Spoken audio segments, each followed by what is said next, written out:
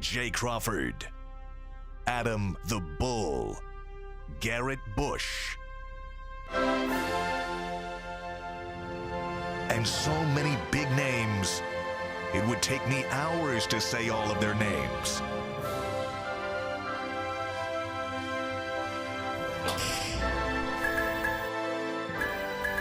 The ultimate Cleveland sports show. Booyah! Happy New Opening Year! day. Jay, I gotta say I'm disappointed that you're not wearing a Guardians shirt. Home opener. What do you mean? Oh, that's Home only opener. for home opener? It's 10-10 tonight, and you know what? That is a barbershop. That's right. It was I love the protest by me. barbershop. It's I a love the protest by barbershop. me. And any other day, I think it's acceptable. But Well, I'm a little disappointed. It's a protest by me because I'm furious. That it's No 10-10? team and their fan base should have to stay up until 1 in the morning to watch their team on opening day. Bad job, Major League Baseball. Awful. I actually love it because Awful. there's no distractions. Everybody else will be sleeping in Well, my house.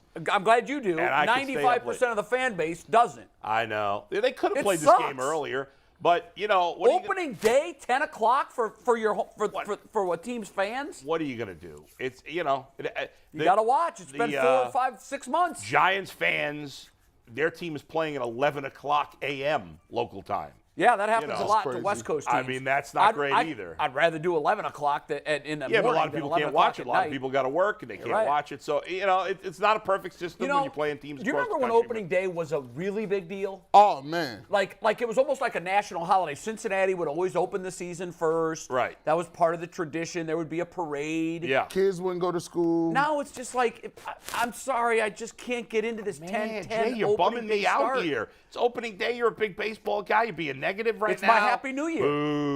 It's the first All day right. of my new year. I can't wait. First game of the day in 2 hours. I'm going to be watching baseball all day long. I will too. The whole all day? day long. I want to all watch day long. my team in the Yeah. normal hours of the course of my day, and they hear took you. that away from us. So, to protest, I'm repping the guy that I know would have got it right if he was the He would have had it commissioner. at 7. There it I is. know G. Bush would have got this right. 12 o'clock. Everybody off school. Let's go. Yeah.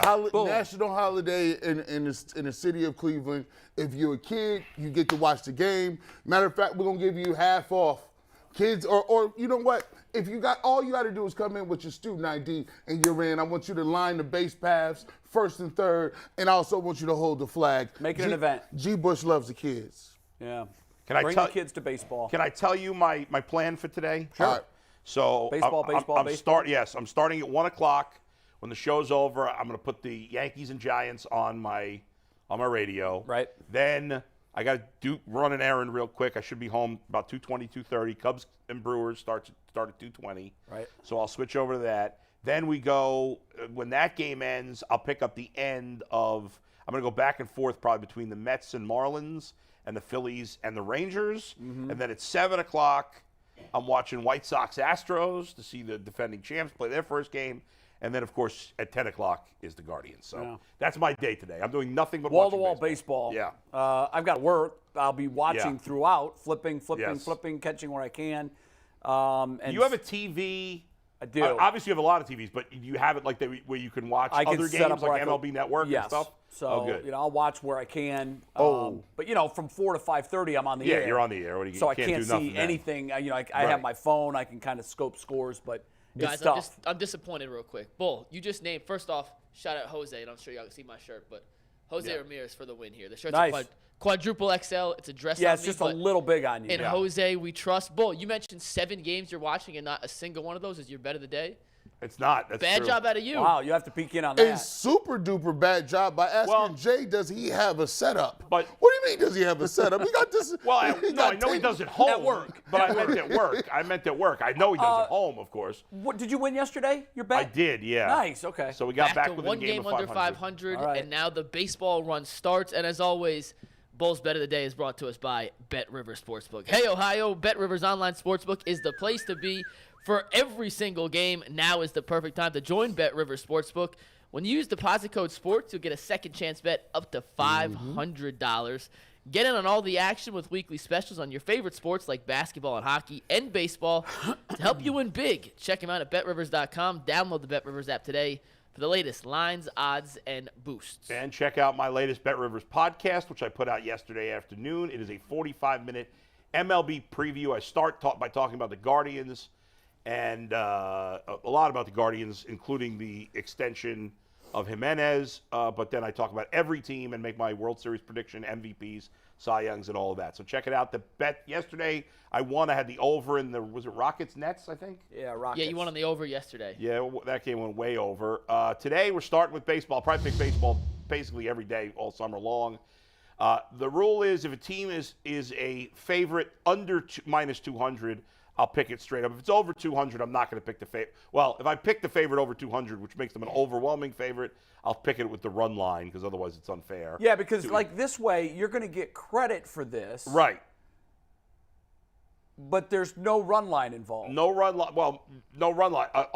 If it's 200 or over, I'm doing run line. Okay, so do we dink you 1.8 if you miss it? You could dink me 1 point. I guess we could just do it that way. Because that's kind of a loophole. That's true. Well, that's why I made it that's why I made the 200. I could make it 150 starting tomorrow. Well, you could just live around minus 190 and pick all those games. That's fair. That's true. Okay. Well, because here's the thing.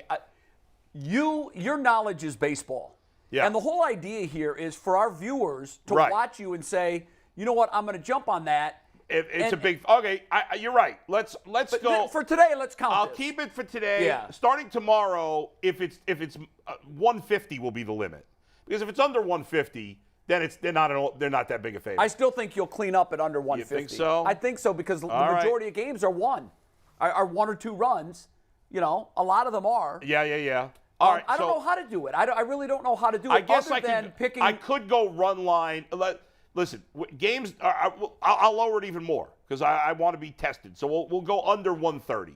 Because if a team is a minus 115 favorite, they're only a slight favorite anyway. Right. So 130 will be the new limit, Mike, starting tomorrow. Anything minus 130. Because I really want to track because I think you could win money, and I think you could win money for our viewers betting baseball. Or we could just do, if you want to get tricky, we could just for baseball only keep a running tally. Like keep a running tally. If I lose this one, I lose 180 points. If I win it, I gain 100.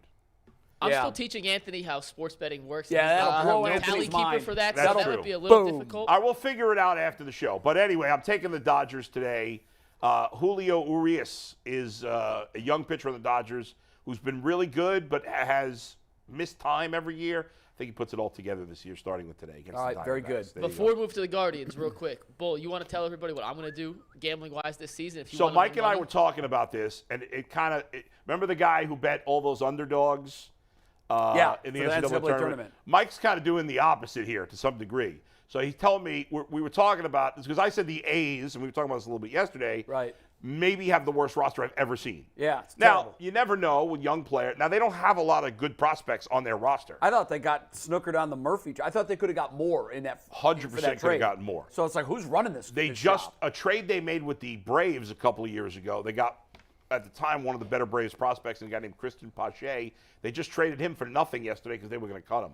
So the A's, unless you're a diehard baseball fan or an A's fan, you probably can't name a single player on the A's. So Mike is going to bet $10 against the A's every single game this year. Now, we were trying to decide, should he do it money line, where they're going to be a huge underdog every game, or should he do it on the run line, where the team that's playing them will only be minus 120 or minus 130. I think that's the safer play. I think that's what he should do. Yeah. He's betting against the A's. Okay, good. So against the A's. I'm betting against the A's. He's betting against the A's every game this 32 and 5. Well, then I'll stop, obviously. No chance. You know what? That's fun, though. That's a great idea because this guy that did the NCAA underdog got a lot of traction. Yeah. And you may as well. So we got to keep track of that every day, betting against the A's. I mean, they're just horrible. They're horrible. They really are. They don't have. They have in their lineup, they have one good prospect, a kid they got. I can't remember which trade they got him in, named Esturi Ruiz, who's a nice prospect. That's it. Jeez. The rest of their lineup is like journeyman 4A players and young guys who aren't high prospects.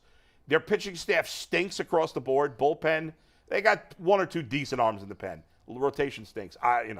won't spend any more time on the A's. But yeah, they're we'll see how it goes. Yeah. Busy show today. We're going to talk hypothetical trade machine for the Cavs. Yeah. Mikey came up with this one yesterday. People are going to get angry. Fans are going to get so angry about this. Well, they are. Yes. When Mikey called me yesterday, it was like 3 minutes before I was going on the air for the 4 o'clock show when I called you back. Yeah. And I literally like, where's this? What? Yeah, right. So it's a fun trade to talk about. It will never happen, but we're going to put it into our hypothetical trade machine and see whether or not we would do it. We're also going to have Gary Waters in. He, of course, is the winningest coach in Cleveland State basketball history. He's written a new book. He's going to come on to talk. He's actually going to preview the Final Four. He's still very involved in the game. He's been following all these teams, so he's going to give us his thoughts on the Final Four, which, of course, gets started 2 days from now. But we got to start, Mike, with the Guardians and their prop bets. This is opening day. This is the new year for baseball fans. Right. And so we got to start by hitting all of these prop bets. And before we get to the prop bets, though, real quick, Trevor Stefan, we haven't mentioned this. Oh, that's right. Yeah. He signed an extension, another long extension. Now, this one, he's a guy who was a Rule 5 pickup by the Guardians and had a magnificent season last year. And they don't want to lose him. They don't want to lose him. So they've signed him to a 4-year extension with 2 team options. He only has $10 million guaranteed. I was surprised the money was so low. Well, to be honest. he's only had one really good year. I know, but he's not a closer. If I was him, I would say I'm going to roll the dice and bet on myself again. I probably would too, but he's probably thinking, you know what? $10 million. I'm set for life. This is such a team-friendly deal. Oh, my God. It's so team-friendly, it's incredible. First of all, the totals, $10 million. Right. And there's 2 escapes. Right. So that's after the 4 years. The $10 million's guaranteed. Right. But if the Guardians decide they don't want this to go super long-term into the 27, 28, they can get out of it. Right. So it's a great deal. Those last 2 years, he'd get paid a lot more money. My guess is he will never see those 2 years. That's my guess. If he pitches well, he will. But if he's phenomenal, you pick it up. Yeah, why not? And here's the thing. There's really no downside. Let's say he sucks. Let's say he's a total disaster. You wasted $10 million over 4 years. It was a flyer. There's almost no downside, even for them. Even for an organization that doesn't spend a ton of money, there's no downside. So now you've locked up one of your better setup guys. Yep. You've locked up your closer. You've locked up your best hitter, and in Jimenez, probably your second best hitter. Man, I think they got incriminating pictures or something. These dudes is taking pennies on the dollar. Like they're doing timeshare scams or something. You know what though? Who'll get you out of your timeshare? Imagine this though. Stefan was a guy who just a very short time ago was wondering what his future in baseball was. And now he's looking at guaranteed $10 million. Hell yeah, give me that ticket. And the truth is, if Trevor Stefan were a free agent right now, I don't think he's making that much more than that. No, I don't think so either. He's certainly not getting a 4-year deal. But you know what they risk? They risk what they're doing, basically, believe it or not, is they're betting that he's going to have a great next couple of years. Yeah. They're locking him in. And it's a big he's got to feel good, and pitching is so much confidence. He's got to feel good knowing these guys are willing to trust in me long term. Right. Let's go have success together. Right. So and I believe 3 of those 4 years were he was going to be arbitration eligible. So now they don't have to worry about this cost certainty over the next. They get 1 year free agency, and if he's really good, they pick up the options. By the time that contract's over, again, he's in his 30s because he's older he is. He's not like he's 23 years old. Yeah. And so, like, all these guys they've signed, I can't remember Clase, his age at the end of his contract, but the other 3 are all like 30, 31, 32. Right. Like, that's the end of their primes. And that's when you want to stop paying guys that's right. $10, $15 million a year. Not the steroid era was fine. Now, guys are going off the cliff earlier again. Yeah, not anymore. McNuggets. We got to run through some prop bets for the Guardian season. Player props, team props, award props, all that. A lot of these are from BetJack as well, and BetJack is the place to be for Ohio sports fans. Sports betting is live right now. Download the BetJack app today. So and you said this is the last day for BetJack? All the action. Tomorrow is the last day with this. Tomorrow's the last day for 2 more BetJack. days. BetJack is the official sportsbook of Ohio. Who will replace them? Dun, dun, dun, dun. To be determined. These odds are from all over, by the way. These are not all from one sportsbook. We scoured the web to find as many Guardian prop bets as humanly possible. You guys have your faces. We do. If you like the prop bet, give me a happy face. Yep. If you do not like the prop bet, give me the sad face. Done. We have 25. Are you guys ready? Yes. Let's do it. First one. Jose Ramirez's batting average this year. Over under 275. Ooh. That's easy. Yeah, that is easy. I know, again, spring training doesn't mean much. He's killing it again in spring training. I want to say no, but I'm gonna just have to do this. Has he ever had a season where he was fully healthy, where he hit below 275? If you give me 1 second, I will tell you. Okay. I'm saying he does that, and I don't think it'll be close. Now remember, Jose's a switch hitter, but he bats left more often because he faces more right-handed pitchers. And there's no more shift. Left-handed hitters in spring training hit overall 15 points higher in batting average compared to last spring training. Yep. And guys that pulled the ball in spring training, which Jose does a lot, Big time. batting average up 24 points in spring training when you pull the ball. Yeah. I've done my research, so when my wife actually gets pregnant, I decided that I'm gonna make my kid a baseball player. Yeah, I like that. Wow. She's 4'9". I'm not even gonna go there. Like Right. I'm not even gonna try. You're not gonna be big as me. So my thing is, can I make my son a switch hitter? Work on it early. You should do that. You can learn that. I think throwing both ways is you can't teach that, but you can teach. You know, there are kids that have aptitude for it. Yeah. But you can teach it. I feel like you should move to Rocky River. So Is your wife left-handed? Because you are, right? I'm right-handed. Oh, I thought you were. Oh, I'm Bull's lefty. left-handed. And the entire production booth. Mikey is lefty. That's right. Steve and Anthony all left-handed. If I could get that, I don't know. Some people say you can't. You make should have them- put that on the dating question. Yeah, I should have. Are you a lefty? She would have Are lied. most of the people in your family lefty? What did Jose hit last year, by the way? So, by the way, looking 290 something? last year he hit 280. Oh, 280. In 2018, in 157 games, he hit 270. In 2018 was 270. 2019, 130 games, 255. And 2021, 152 games, 266. What's his career average? 279. I wanted take to. it. I wanted to say 272 this year. I think he's going to hit 290. He's got protection behind. You know, before Better protection, he had almost no protection. This year, it's going to be a lot more difficult to pitch to Jose Ramirez just because he's got Bell swinging the bat behind him. So I feel comfortable in that one. Yeah. And his hand was broke last year. That's right. The whole second half of the season, he couldn't hit for power. Yes. Next one, Stephen Kwan, batting average, over under 285. Oh, that's easy. Yeah, he's a hitter. He puts the bat on the ball. He swings to contact. And he runs well. You can't. You don't have to agree, G. No. I'm torn because I really think I'm trying to make him my favorite player. I'm trying to have him be an all-star this year. He was 297 last year, right? And I'm gonna go with. I'm gonna take it. I'm gonna take it. All right. What was his final batting average I last think he year? was 297. 297. I think he's going to hit 300 this year. He puts the ball in play. His contact rate is crazy. It's insane. He don't even swing and miss. No, he doesn't. It's crazy. And he beats out a lot of infield ground balls for hits. You know, just like Ichiro used to get 10, 15, 20 hits a year just by beating out routine ground balls. Yeah. So I think he'll do it. Next one, Ahmed Rosario's batting average, 280. He hit 283 last year. Yeah, that one I'm not sold on. I thought he batted out of his mind last year. And remember, he got off to a terrible start. He was hitting like 220 in the middle of May, and then the rest of the year he just killed it. Yeah. Now listen, if he want to hit 260 and give me 12 to 15 home runs, Give me a little more power than he gave us last year. 11 home runs last year. We're going to need more than that. If you give me a 15, I take that. Yeah. I think he's close, but just under. Yeah, I do too. I think it'll be close.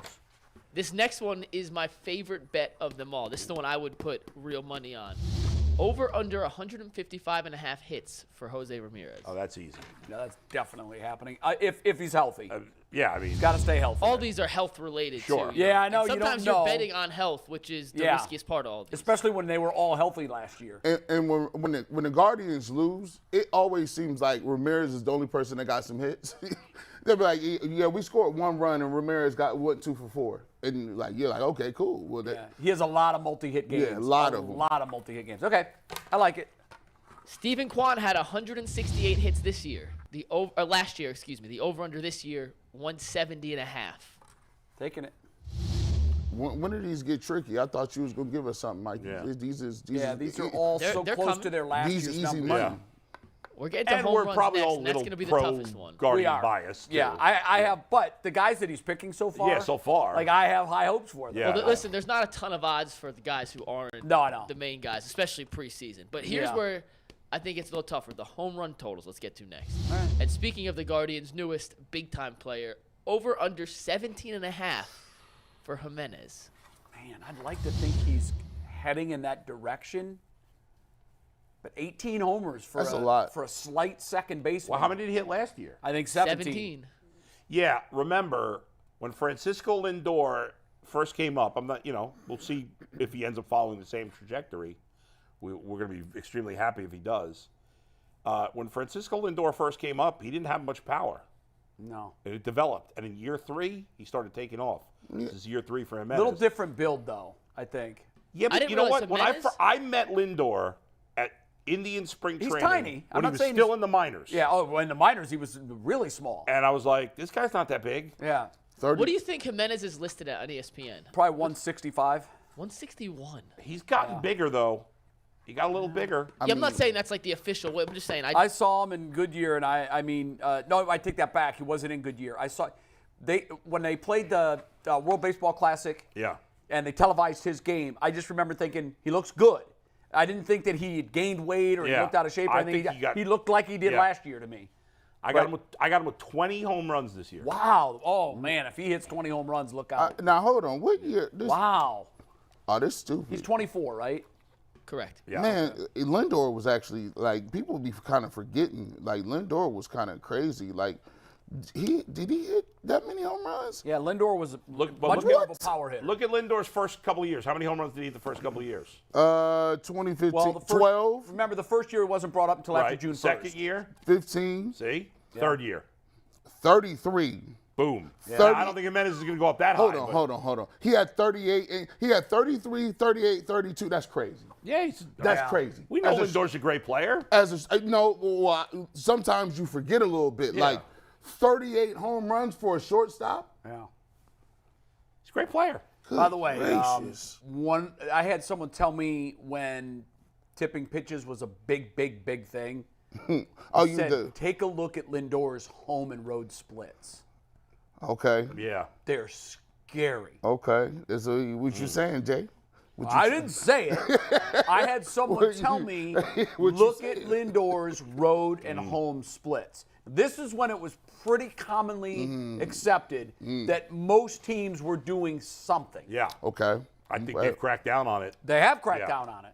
Okay. All right, Mikey. Next up, Josh Bell, over under 31.5. Oof. Yeah, I want to say over, but he's a prove it to me player. I want him to prove it to me. Come on now.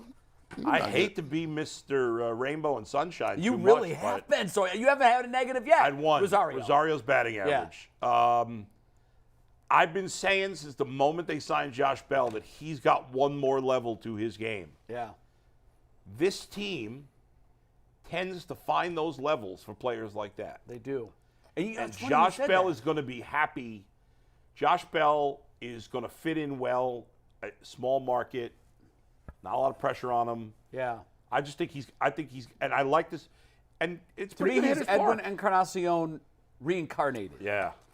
You know, like it's Yeah. a similar feel. The whole deal was But he was old, though. Edwin No, Encarnacion Edward was older. Yeah. Josh told me, and this is interesting. Yeah. What's the buzzword for hitters trying to hit home runs? Launch angle. Yeah. Launch angle. Launch angle. You hear it all the time. Yeah. And if you notice, when you watch guys now take their swing, their invisible swing, Yeah. in the batter's box, They're all going up. they're all doing this funny thing where they go, Yep. all of them. Yeah. Check it out as you're watching games today. Josh told me, I'm done trying to hit home runs. I want to hit the ball hard. I Right, want my but- swing level. I want to hit line drives because when I've done that, that's when I've had the most success in terms of power. Yeah, well, he's going back huge. to it. He's very strong. He's massive. I got him with 33 home runs this year. I mean, the way Bull so going, nice. the way Bull going. If you pay attention to him, Guardians is going to the World Series. These guys got sticks. They hit home runs. They hit. Hey, I'm not feeling as good about the pitching right now. Okay, we'll wait till No. we The get to that. pitching props is not going Yeah. to be as good for me, but We're getting to I'm those really later. high. I think the lineup's going to be pretty good. Best in a while. So that means 31 homers Still for go get Bell. Brian Reynolds. What about 30.5 for Jose? Can we see a 3-4 combo with 60 homers total? Yeah. Well, when you consider the fact that the Yankees have their leadoff hitter hitting 62, you better get 60 out of your 3 and 4. I've got Jose with 34, Josh Bell with 33. 67 between them. Love it. I got him 29. Oh, so just 29? below. 29 home runs. That's what he hit last year, I think. But I do think he hits for a higher batting average. I think he hits some doubles. But I got him in 29. All right. Do you guys know what Ramirez's career high in home runs is? I think he's hit over 30 before. 30. But not many over 30. I'd say 33 or 4. Yeah. 39 in 2018. 39. And 36 in 2021. So I was way off. a lot of variance. Okay, next up. This one I think is the most health-related of anyone on the list. Mike Zunino. Over under 21.5 home runs. You know, which would be, I think, 20 more than Austin Hedges hit last year. What did Zunino hit last year? No. Not a lot because he was hurt. He missed most of the Yeah. season. Hey, Hedges hit some home runs last year. He was close to What, he double had digits. 7? Yeah, I think 7 or 8. Oh, it's Straw who had 0. That's my bad. 21. He's Zanino done hit it. 33 in 2021. Right.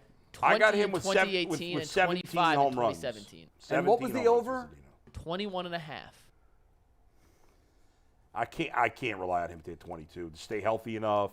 Yeah. I think that they kept 3 catchers on the roster. That was why you got 3 catchers on the roster, Yeah. bro. So you can pinch hit and get at-bats for Arias and Will Brennan. Yeah, those guys, you know. So they're keeping those guys up. And typically, Bull will tell you this, Yeah.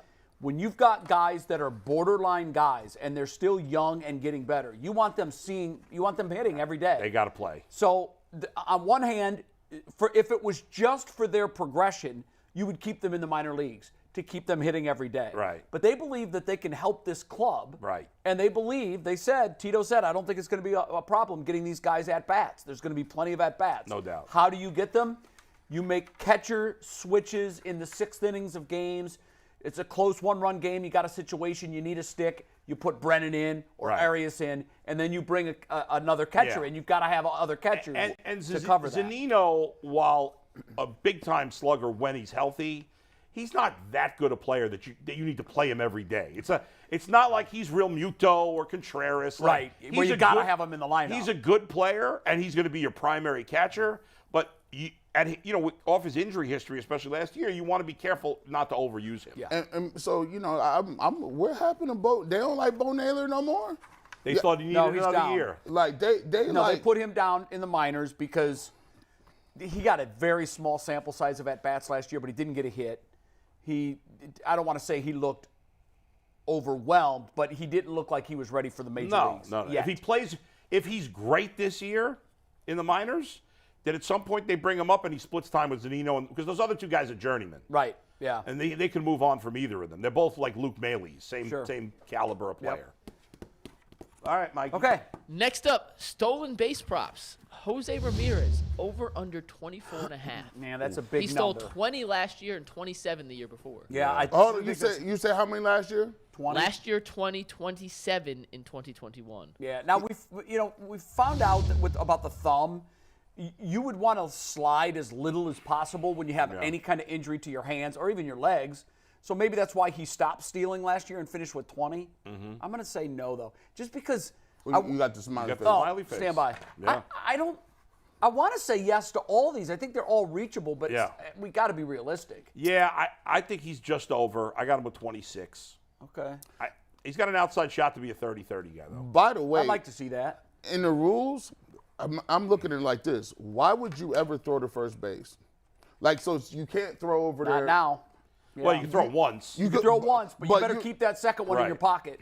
Because if I'm getting to one, I'm thinking like, you know what? Let me just get my lead because I don't think they're throwing over here. That's going to be the most fun game of cat and mouse this year. The pitcher and hitter stepping in, stepping out, that's over. Yeah. But that pitcher first base dance is going to be really interesting to watch. And I'm not sure that Major League Baseball is convinced that they don't have to do something to change the rules there. They might. I don't know. I'm excited to see the quicker games today. And I am I know too. we've seen it in spring training a little, but I haven't sat and watched an entire spring training game. Yeah. And I watched some of the entire World Baseball Classic games, but they're not using the rules there. So No. I'm excited to see the Cubs-Brewers today, because I'm going to watch that entire game, and the Guardians game tonight, entire game, like how much of a difference it is. Yeah. Beyond the total number, like just the way the game moves. I'm excited to see it. I am too. Bull mentioned pitching props earlier. It's time to get into the pitching segment of our prop bets. Shane Bieber, over under 14.5 wins. Oh, I hate wins. But that's a must, though. I mean, if the Guardians are going to have any success, they've got to get 15 out of their ace at least. 20. He better get 20. I just think wins is a product of the team. You know, like you could pitch a win is not an indicator for pitching well necessarily. No. I mean, if you're going to measure a pitcher, that's like the fourth or fifth stat I look at.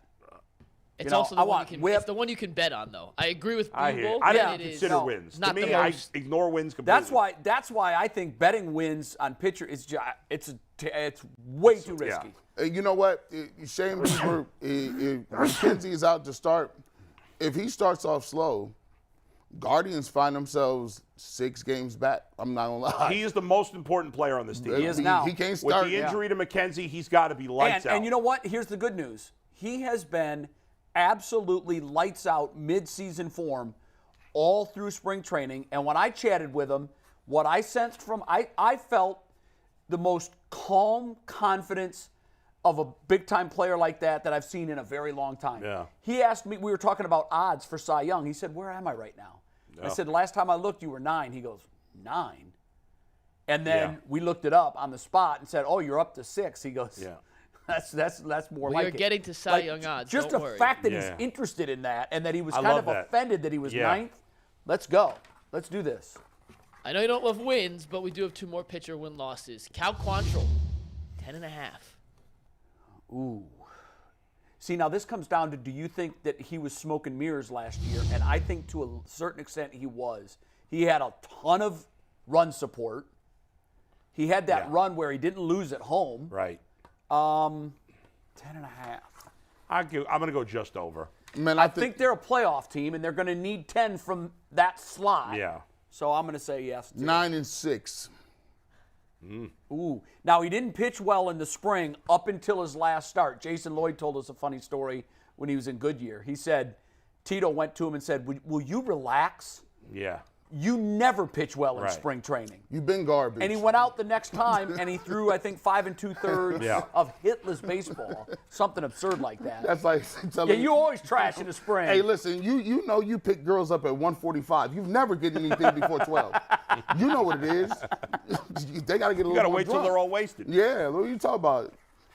Next one, and this one's tough because he's injured to start the season, but McKenzie, it has dropped from 12.5 to 10.5 since that injury news broke. I don't even know when he's going to pitch. I got to go against that. Yeah, I got to say, you know what? I'm going to bet that this isn't structural because they just said it was soreness basically. So you're basically saying, can he get 10 if he stays healthy and pitches 4 months of the season? That's 2 a month. It's hard. It's hard, because you could pitch a great game and just the team doesn't score that day and you don't get the win. He'll pitch well enough in 4 months to win 10 games. Yeah. But will the team back him? I don't know. I'm going to say no too. That's a big ask. That's a lot. I feel like they're gonna baby this injury. Exactly. And when he first comes back, he might go 4 or 5 innings. It all depends on where they are in the standings, though. Right. It's gonna be cold. Any of them cold starts, you might not see him in May. That's the thing with wins. Like Bieber. Well, no, they're saying it could be 8 weeks. Yeah. If it's 8 weeks, we won't see him till June. Yeah, right. I was trying to be. So I was a little underestimate. 8 weeks. Yeah, 2 to 8 weeks. Bieber is the only one that's going to consistently go deep into games. Yeah. You need the bullpen. Where's these pitchers coming from? Speaking of Bieber, over under 200.5 strikeouts on the season. He had 198 last year in 31 starts. Yeah. He's a strikeout pitcher. He gathers them. He's going to pitch a lot of innings this year. Does he count as a power pitcher? Yes. Or is he medium sauce? I wouldn't. He's a strikeout pitcher. Yeah. I mean, I don't know that I'd classify him as a power pitcher. he's not a top of the line. No, he's not going to just overpower guys. But he's a tier 2 strikeout pitcher. Yeah, I would agree say. with that. Yeah. All right, well, I got him just over. I got him like with 205. I think it's going to be close. I think last start of the year he goes over the 200 mark. we got to track that. We'll go back. right. We'll go back and go through it. I'll let you get that off. Yeah. I still wouldn't say under, but I'll let you get it off Bieber. All right. Do something. Next one, Emmanuel Clase saves 35.5. Definitely. Oh, yeah, that's easy money. Wow, you know the hardest thing to duplicate year to year is 100%. bullpen. Bullpens is like turnovers in football. You Yeah. can't say I'm about to get some turnovers. I know. Well, You're we- right. That's a really good analogy. When we did our fantasy baseball draft, and listen, I make mistakes, and I'm not saying I'm perfect at fantasy baseball, but I never draft closers high, ever. Because some emerge during the course of There's the year. always guys that come out of nowhere. Yeah. And even some of the better closers a guy from the year before will lose their job. Clase is like one of the most reliable closers right now, but you never know. They go off the rails quickly and teams give up on them in a hurry. I don't think Clase is going to be in that case, but I didn't take my first closer until the 13th round of the draft. That is right. Ooh, wow, that's interesting. And people I took, will they'll get what's rid his of a name? closer Paul in a minute. Sewald of the Mariners was my first closer. They'll get rid of a closer in a heartbeat. Like, Yeah. He'll blow a Yeah. save. Except for Tito is almost, I think, sometimes loyal to a fault. yes, but he's in the way minority. Way with minority. that. There are guys who are closers going into the season. They blew 2 saves in the first week. They're out. They're done. Done. And Tito gives closers more rope than any Yes. manager I can ever remember. And Clase was 1A, 1B with Diaz last year as the best closer in baseball. By the way, He closer. had 42 last year. Just Yeah, throwing out there. Closer is so crazy. That's almost like in basketball. You pick a dude to come off the bench to shoot all the free throws in crunch time. yeah. So, You know what I tell you? I know you said you're going to teach your son to be a switch hitter. Teach him to be a relief pitcher. Good. I mean, imagine working 50 innings in a year. Now, you got to be lights out dominant, but that's the job. Yeah. I mean, Yeah, a starter couple can throw pitchers. 50 innings in Yeah. 5 weeks. Now, they don't make as much money 6 as the weeks. starters. But the stress. No, but a good one can. the stress level, If you're though. the Diaz and you're Well, the Clase but even those level, guys aren't making what the top starters make. No, but they can make really you comfortable. can make G. good- Bush will have a hell of a house Clase- with really nice furniture. Yeah, here it is. Diaz just got the biggest contract ever for a closer, and now he's hurt. And tore his Clase's ACL. making I nothing. mean, but to be a closer, Yeah. I mean, you got to. That's like you got to come in, and you got to throw strikes off bat cold. You need 3 things. You have to throw strikes. Reliever cannot come in and walk the first guy. Giant Can't balls. do it. You got to have giant balls. You got to have nerves of steel. I mean, you have to basically. I had a reliever tell me once that when he came in, he pretended the bases were loaded and nobody out because that was his margin of error. He wanted nobody to reach base. Then the other thing, too, is you've got to have overpowering stuff. You know, like your closers, Trevor Hoffman's the only guy that I can really think of. Doug Jones. Doug Jones was another one, but Doug Jones, I Yeah. don't know that Doug was ever like that. He had some years, yeah. but Trevor Hoffman is, you can It's argue, one very of the rare. best ever. It's very rare. He came in with a changeup was his dominant pitch. Yeah, That doesn't very happen. rare to have a closer be like you'll see it in 1 year, but to have a long-term closer be a guy who's like a control pitcher, Yeah, no. that almost never happens. Yeah. You got to be a lights-out pitcher. All right, next up are a couple of multi-option bets. So these are to lead the AL or Major League Baseball in something, and there's a couple Guardians listed for each. So don't give me a happy face, sad face. Give me a which one do you like the best? To lead Major League Baseball in hits, Kwan's 33-1, Jose 70-1, or Jimenez 80-1. Quan all day. Well, but if you factor in the odds, Yeah, the odds are. I would actually go with Ramirez at 70-1.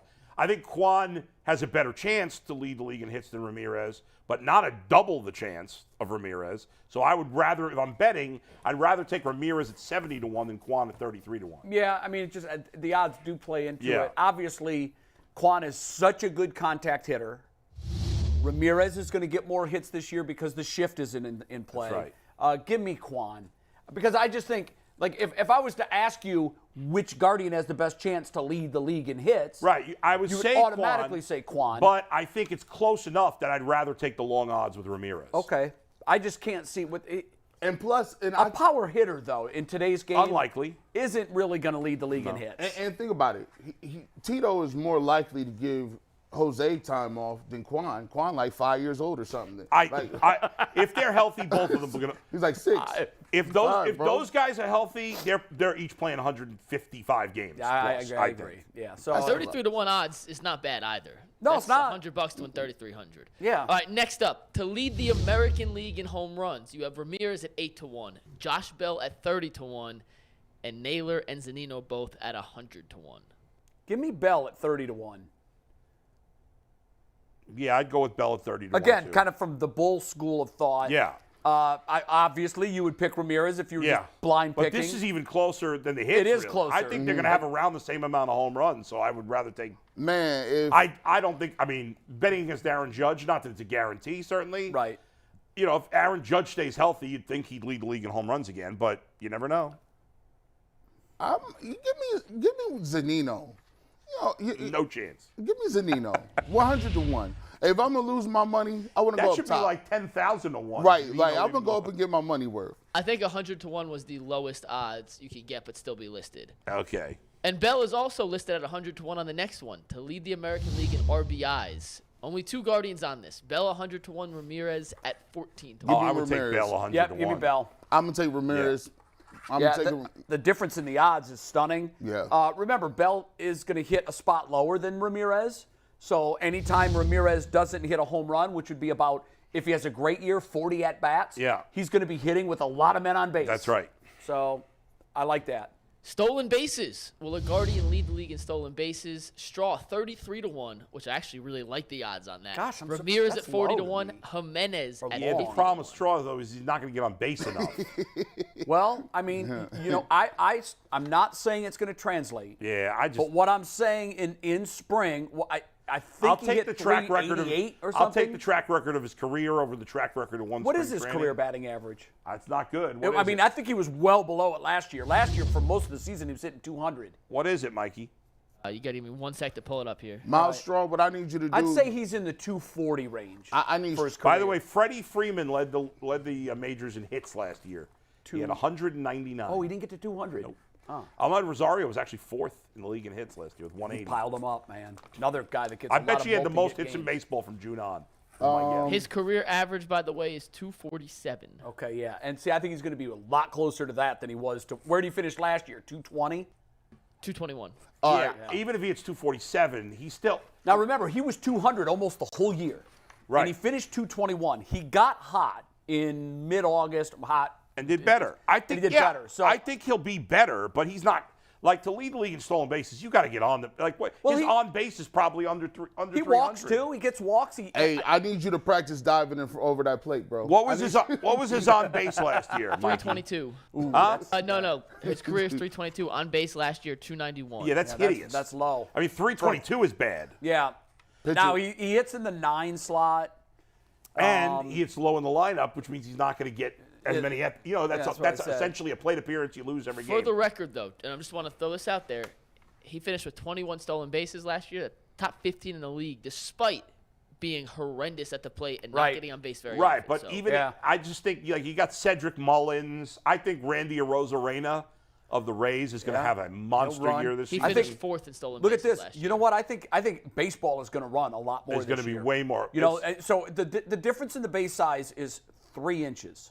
That's a huge difference. So it's 6 inches total. Well, for you know steal. what? You would think, but it actually comes out to 4.5 inches because it's where the bag is centered. I see what you're saying. So it's 2.25 inches closer each way. Right. Okay. So but 4.5 inches. Think how many plays you watch where bang. it is.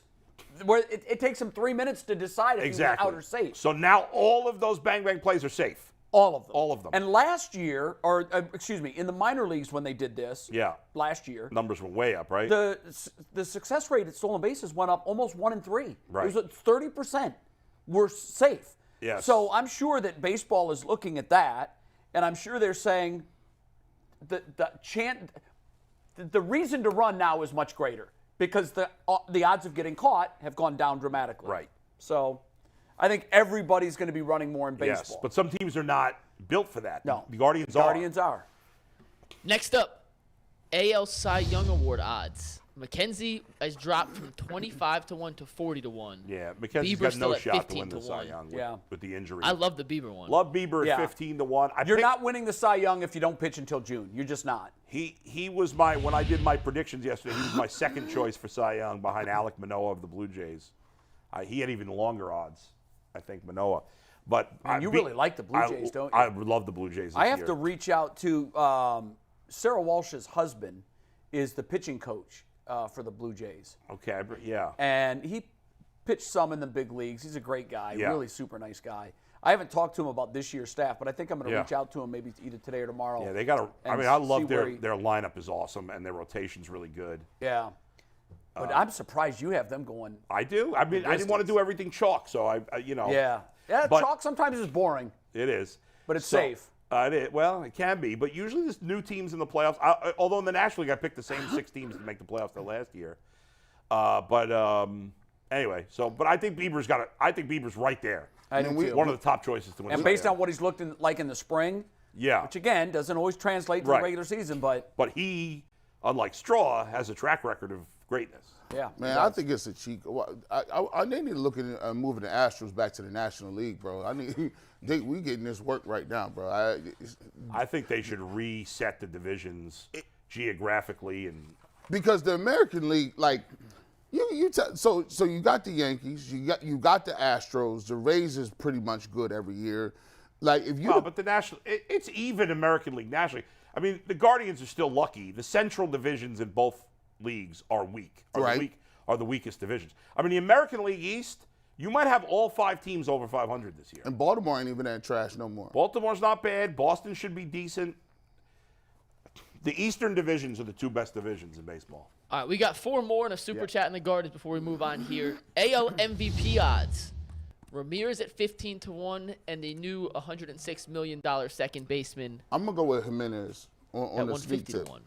Like if he could hit 25 home runs, seal me maybe 24 bases, bat 295. Yeah. Now, in today's baseball, a second baseman is, unless his name is Jose Altuve, is not winning the MVP. All right. Well, here's the thing. Like if the voters ignore like If they Shohei really look Ohtani at should it- win every year. Yes, Yes. every year. Now, Aaron Judge had like an all-time great season that we've ever seen. Like it was magnificent. His on base was 450 at 62 home runs, a zillion ribbies in a lineup. Contrary to popular belief, everybody thinks, well, it's the Yankees. Their lineup's not great. Their lineup's not great. They hit for power. They do not hit for average. But So right. every guy in their lineup, I remember during the playoff series just thinking, my God, here comes another 20 home run guy. Right, but Everybody in their lineup hits 20 home runs. But overall, as hitters, they don't have a stacked lineup, and they got a lot of old guys. Reason I don't like them this year is because I think a lot of they already have 9 guys on the injured list to start. They've got to be one of the oldest teams They're in baseball. old, and Judge is ridiculous. But Ohtani should win MVP every year. Right. And so if I'm going to bet a long shot, well, I'm not going to bet Ramirez. I'm going to go with Jimenez, even though he has almost no chance of winning. I might as well. I get what you're saying. So our Yeah. betting philosophies are different. Yeah. You're like, give me the $100,000 scratch off. I'm Yeah. like, give me the $10,000 scratch off. want I've the got a much 100,000. better chance at winning. So I'm gonna take the $10,000 scratch off. All right. I can't envision a season a second baseman can have Yeah. that he would overpower the likes of Judge and Ohtani. No, in it's not particular. gonna happen. You know what? Is there a bet? I wanted to ask you this before we did this segment. I wonder if there's a bet what the odds are that Ohtani could win a Cy Young and an MVP in the same season. When we have Coach Wooders on, I'll look into that. That's We'll update okay. everybody Right. At the end of the Okay. show. Yeah. Because it's never even been discussed because why would you? Yeah. But it needs to be discussed now. And it's happened before. Well, did Babe Ruth? No, you don't have to. No, I'm saying. Oh, where the Cy Young, yeah, I see what right, you're saying. also won the MVP. Yeah, it's never been more likely to happen than it is right, with this no, guy. of course, yeah. So, What if he wins the Triple Crown? and, How can it then, happen? and then wins the Cy Young? He could win the Triple Crown as a pitcher and a hitter. Remember the topic we did a couple weeks ago, or maybe it was last week? Would you go all in for Ohtani? Yeah. That's like our 5th highest viewed video of all time now, by the way. So, Wow. Throwing it out there. I don't doubt it because I just think you're crazy if you're not discussing that in your front office. Oh, my God. Especially if front you've got a offices- chance to win and you've got the prospects that the Guards have. The Guardians front office is as good as any. They're dealing with some early season injuries. It has dropped their win total projection by 2 So funny you since said the that. other day. We talked about this yesterday, Jay. The over-under we found that was most consistent across books is now at 86.5. Yeah, give me the over. I still like the over. But what's funny about that was I did not know how much it had dropped. But every year at WKYC, the digital sports team does a thing where they ask a lot of the on-air personalities to make predictions. and I had predicted 90 wins for the Guardians. And then I caught wind of the McKenzie thing, and I caught Tyler, one of the guys who puts this together every year, and I said, Tyler, drop me to 88. I don't feel comfortable with 90, knowing that McKenzie could miss 2 months of the season. Now, last year, I hit it right on the nose. He did. You got Shout it. out G. Bush for that. He did. Now, this year, I'm going to go, I like Good. that. I Okay, like good. over. I'm not going to go as high as 92. I'm going to I got him coming in 89. 89-ish. All right. Bull? I got the Guardians with 88 wins. Same, Dang. I think Jay said 88, right? Wow. Yeah, I Hey, did. I did. We're all around the same number. We'll come back So to it's that like later. when the price is right, somebody say $1. Yeah, exactly. By the way, win I got the- the Twins finishing second. everybody's picking the White Sox to finish I'm second. scared of the I got Twins, too, Bull. I'm nervous worried about the Twins this year. For the last 3 years, we've been saying Twins, and they keep underperforming. Their pitching's better. I think they got a better manager, and Yeah. I'm worried more about the Twins. The White Sox scare me, Yeah. but the Twins I think this is the year they finally start to put it all they together. got a nice 1-2 punch at the back end of their bullpen. And one of the biggest things for them is, can Byron Buxton stay healthy? Yeah, that's a key. Because that's a he big key for them. Is an MVP type of player. Yeah, If he plays a can whole be. season, he is as good as anybody in the field. He can steal bases. He can hit for power. He can do it all. He just can't stay healthy. If he does, they're going to be really scary with Correa and whatever. I like how you guys mentioned the AL Central. That's where we were going next. The Guardians are plus 100, a.k.a. even favorites to win the Central. Would you put money on them at even odds to win the Central? I Sure, would. Why not? Yeah, I think they got. I think there's a better than 50% chance they win the division. Obviously, you never know with injuries and stuff. The White Sox got to show me. The White Sox have a lot of talent. They never put it together. I know they got a new manager, but they've had bad chemistry. They lost Abreu. Abreu's gone. That's a huge That's loss a big for them. loss there. Obviously, they got, their rotation's good, but they've had a lot of injury problems there. They lost their closer because Liam Hendricks has non-Hodgkin's lymphoma. We don't know if he's going to pitch at all this year. So, I don't know. I don't believe in the White. Tigers and Royals stink. They're both terrible teams again. I can't believe the Royals won the championship. I'm so upset about that. It's amazing. It's crazy. And we Yeah. ain't got one yet. That's stupid. It's just dumb. They won twice, too. They won twice, didn't they? Yeah, in the 80s. Well, no. We talk about in the thousands. No. No, they have one.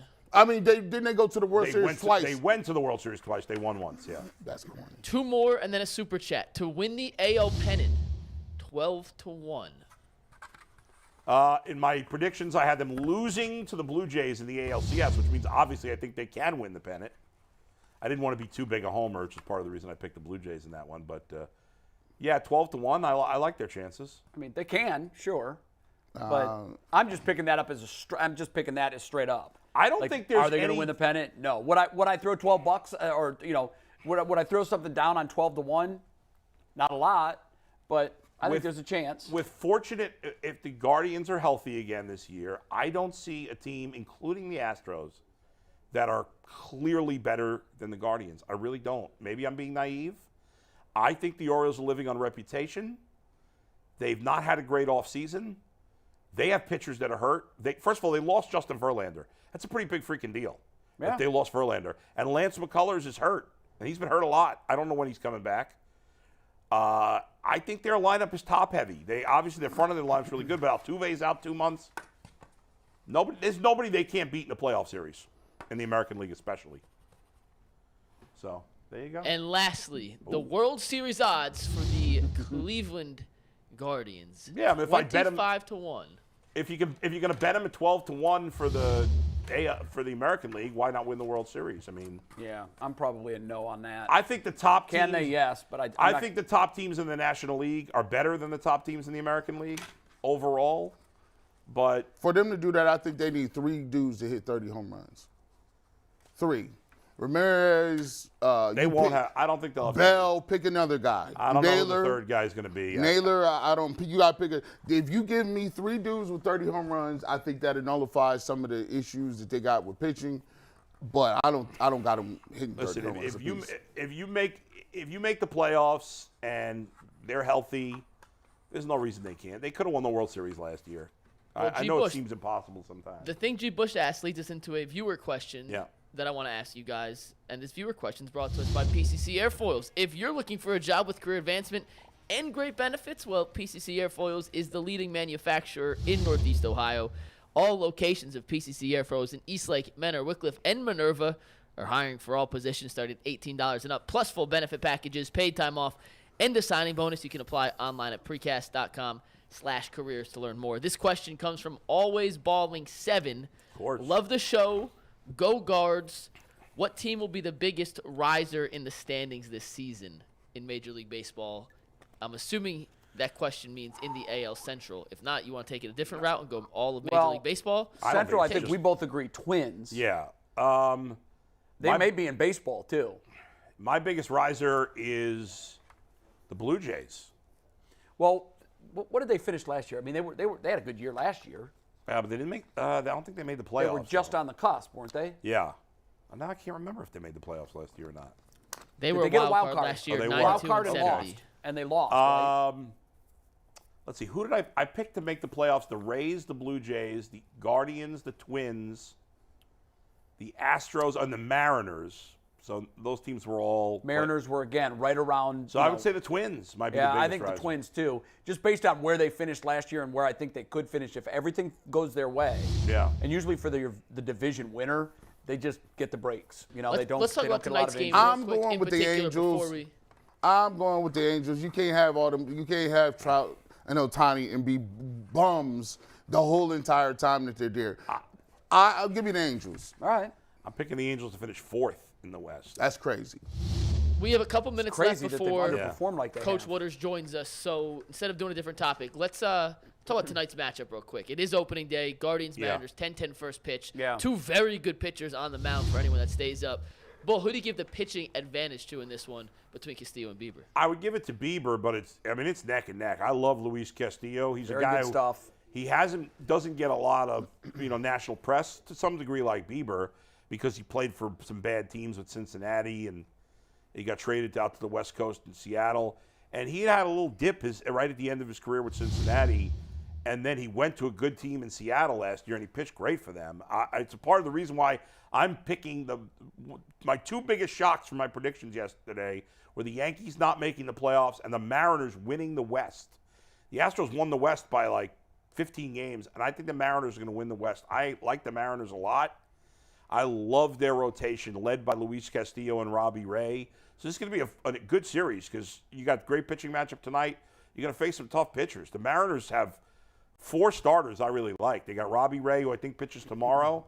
They got a couple of young guys, Logan Gilbert and George Kirby, who have really good stuff. Gilbert pitched well last year, so they're good. Because Castillo's an excellent pitcher, but not as good as Bieber. I'm But it's afraid close. what we're going to see is a 2-1, 1-0 typical opening day You'd think. ace versus ace deal. You'd think. Yeah, that's what you expect when each team throws their best pitcher. I think it's going to be a very low scoring, very close, but the Guardians pull it out. And the bullpen in this might be the difference. I still don't understand why the Guardians just seem like they just open on the road every year. Like it's a fault. It's where you don't want to play a home baseball game. It was when I woke up this morning. It was 24 degrees. Today here. was awful. Yeah, and I just the, imagined what I thought was glad it's not the home opener. Boy, I mean, there's snow on my yard in Sugar Yeah, it was Falls. ugly. That's crazy. There's snow on The my home yard. opener's next Friday, right? The 7th, 7th. April 7th. Yeah, whenever correct. that is. All right, so I want to see what the. And I've told you guys I'm going to be over there for 3. You'll be over there. We'll get a hit from you. Yeah, from so the, I'll be able to yes. do something. I don't know what, but I'll be able As to do of now, something. not a great forecast. Now, there's no There's rain. not sun in the forecast for the next week here. There is on Friday the 7th. Now, it's 8 days from now, so it Yeah, can change. I look at That's the the 7th only day. day with sun in the forecast is that Friday. I will tell you that Except if the high someone's is trying 49. to tell you from a sky standpoint what it's going to be in 8 days, Betsy's told me this. Yeah, they don't know. You're nuts. Right, they're guessing. You're nuts. It's a shot in the dark. Yeah, So- it's probably going to be crappy anyway. That's All just the right. way it is. But it's opening day, and that's all that matters. Before we bring in Are y'all Coach picking Waters, Guardians wins, by the way? yeah. Yes, I said let's they go. win 2-1, so we'll see. Yeah. Before we bring in Coach Waters, I do want to remind everybody that coming up in April, the Great Lakes Collectors Convention, presented by Greenie Sports Card, takes over the Field House in Independence, Ohio. The UCSS crew will be there. Other sports media personalities throughout the city of Cleveland will be there as well. It is April 14th through the 16th. It is where passion of sports fans, collectors, and sports talk enthusiasts collide. 50,000 square feet of ball card bliss, hundreds of display tables, card shop, live theater, and interactive appearances from the region's most notable sports media. Great cards, great location, great show. Tickets on sale now at greeniesportscards.com. And it's officially 12 o'clock, which means it is time for the lunch hour of the Ultimate Cleveland Sports Show, sponsored by Colleague Racing, the official NASCAR team of Northeast Ohio. I see Coach on. We're going to bring him on in 1 sec. You guys got to fill for 30 seconds just so I can make sure he hears us, and we'll bring on Coach Waters. All right, you do that. Gary Waters, the former coach at Cleveland State, the winningest coach in Cleveland State history, spent 11 years there, 6 times, took the Vikings to postseason play, and had a real nice run in 09. They stunned Wake Forest and made it to the second round. Doesn't it always feel like the NCAA tournament loses momentum this week a little bit? Yes, because there's so much time between games. Right. It just feels like, the women get it right. The women are starting up tonight, right? Their Final Four. They are. Yeah. And Coach Waters joins us now from Vegas. What's up, Coach? Coach, how are you? What's up, Coach? I'm doing well. How are you? We're great, thanks. It's great to see you. We wanted to pick your brain a little. We want to talk about your book coming up, but we also wanted to pick your brain a little bit about the Final Four because we know that you still follow the men's game closely. This is probably the most unconventional Final Four that I can ever remember in my lifetime. You've got, I think, a 4, 2 5s, and a 9, and the matchups are Florida Atlantic against San Diego State, which means one of them is going to the title game. And then in the second game, you've got, I don't want to call them blue bloods, but UConn has won, I think, 4 titles. So they're a traditional power who's found their way back. And then Miami's in their first Final Four. How do these games match up? What should we look for in the Final Four? Well, I tell you, it is quite interesting, isn't it? I mean, I've never seen this all the time. I've been in basketball as well. But, I think there's a reason behind this. Think about it. Number one, many of the teams are older teams. Mm-hmm. They've been in there for a number of years. And because of the pandemic, it caused a drawback. And it said, now we're going to give you an extra year to continue your education. So you have 22, 23, 24, and then some teams had some 26 years old on their teams. Wow. So they're experienced teams. They're playing hard, and they're playing for each other. Before you were concerned because kids leaving programs. But because of them getting the 1 year back, they didn't leave their programs. They stayed there. So that's why I think a lot of things are going on that way. Coach Shannon. And answering your other question, I think this is quite interesting. You're going to have a mid-major in the finals. Right. And I think you go all the way back to when I was coaching and Butler went to the finals. You remember they went back-to-back finals. Right. And that was the last time I think a mid-major made it to the finals. And if that happens, that's unbelievable because you just never would expect that. But they played well. All the teams that are in there played extremely well. And I'm really fascinated by the Florida Atlantic. I mean, they don't have a lot in regards to financial support, but they're all the way here. And that tells you something unique what's happening in college basketball. Yeah, that matchup, Coach, is really interesting because it's the 2 mid-majors. You talked about Florida Atlantic already. San Diego State defensively, I mean, they've been magnificent on that end of the floor, and that seems to, defense travels, it seems like, better than the offense, which is why I was leaning towards them. But I don't know. Which way you leaning in that game? Well, I hate to say this, even though you had the Cinderella in there in Florida Atlantic, I think San Diego State is just too physical and too tough and also very old. I mean, they're going to have to deal with some players that have been there in this game for a long time, and they're very, very physical. Dutcher and I go back a long way, all the way back to Michigan. That's how I know him extremely well, and I knew his dad. Because his dad was at Eastern Michigan. So I remember him, and we had a great relationship. So I know the quality of basketball he's bringing to the finals. Coach, when you look at, some of the blue bloods, you look at Roy Williams is no longer here. Coach K is no longer here. Jim Boeheim is out of here. The coach from Villanova, Jay Wright, he's gone. Do you believe that this is something where you see mid-majors kind of creeping in there, and that this thing could be the new norm? You know, you may not have as many, one-and-done guys who come in like a Carmelo Anthony that are just studs and they just lead their teams to championships. Is this something that you may see mid-majors just with older teams consistently be able to beat some of the larger name schools and continue to this one for a couple years after this? Well, in answering that question, let me first say you left out a blue blood, Gary Waters, right? No, I'm just kidding. Yeah. But no, you know what? I think they're coming. I think now, because of all the new things that are hit in college basketball, the portal, the NILs, all those things are giving them ample chances to get out there and find some players that they normally wouldn't be able to find. However, I'm going to say again, this is a unique year because of the pandemic. Now, I think it's only maybe 2 more years at the max left on that. You get that 1 year because of the pandemic for the players that came in at that time. So, that's going to end. And so now the Blue Bloods are going to get back at it, and, they're going to be getting some great players again. Coach, I'm curious. You coached in the Big East with Rutgers, and a lot of our fan base doesn't care. This is a selfish question just for me.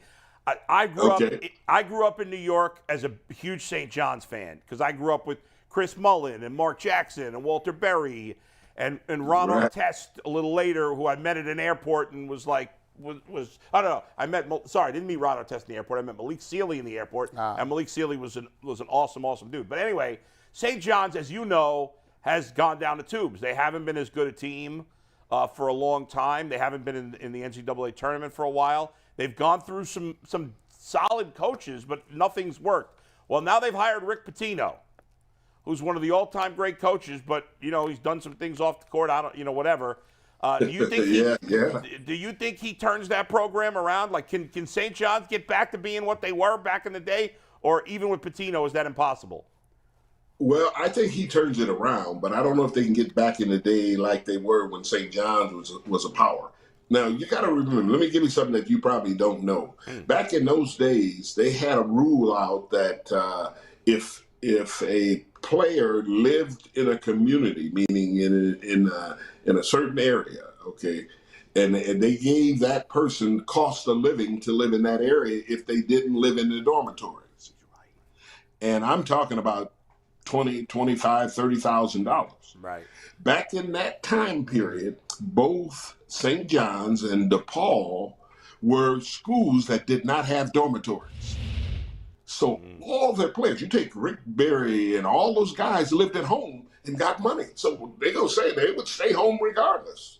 So, and that's why I thought they were so strong during that period of time. Yeah. Now St. John's have dorms and St. Paul and DePaul has dorms, and you see what has happened. Right. They're not the same anymore. Yeah. However, to springboard that a little bit, by adding Pitino, in my estimation, one of the greatest college coaches of all times, he knows how to manipulate, to maneuver, to do whatever is necessary to make his team successful. Okay, I'm just telling you that. Yeah. And I'm telling you this. If you think about that on a team, it's been successful the last 2 years he's been there. So I don't expect it to change, but I do think that they will get more players coming out of that eastern area, meaning New York, New Jersey, coming to St. John's that hadn't been there before. Nice. Yeah, that's going to be fun to watch for sure, to see whether or not he can jumpstart that program and get it back to where it was. I have to ask you about the story of recruiting local boy, now NFL superstar and 2-time Super Bowl champion Travis Kelce. You tried to recruit him, right? You remember that. You know what? I'm going to tell you something. Travis was very close to coming to Cleveland State. And I loved his mom and dad. We had a great relationship. And his mom literally wanted him to come to Cleveland State so he could be close to home. And Travis really loved basketball.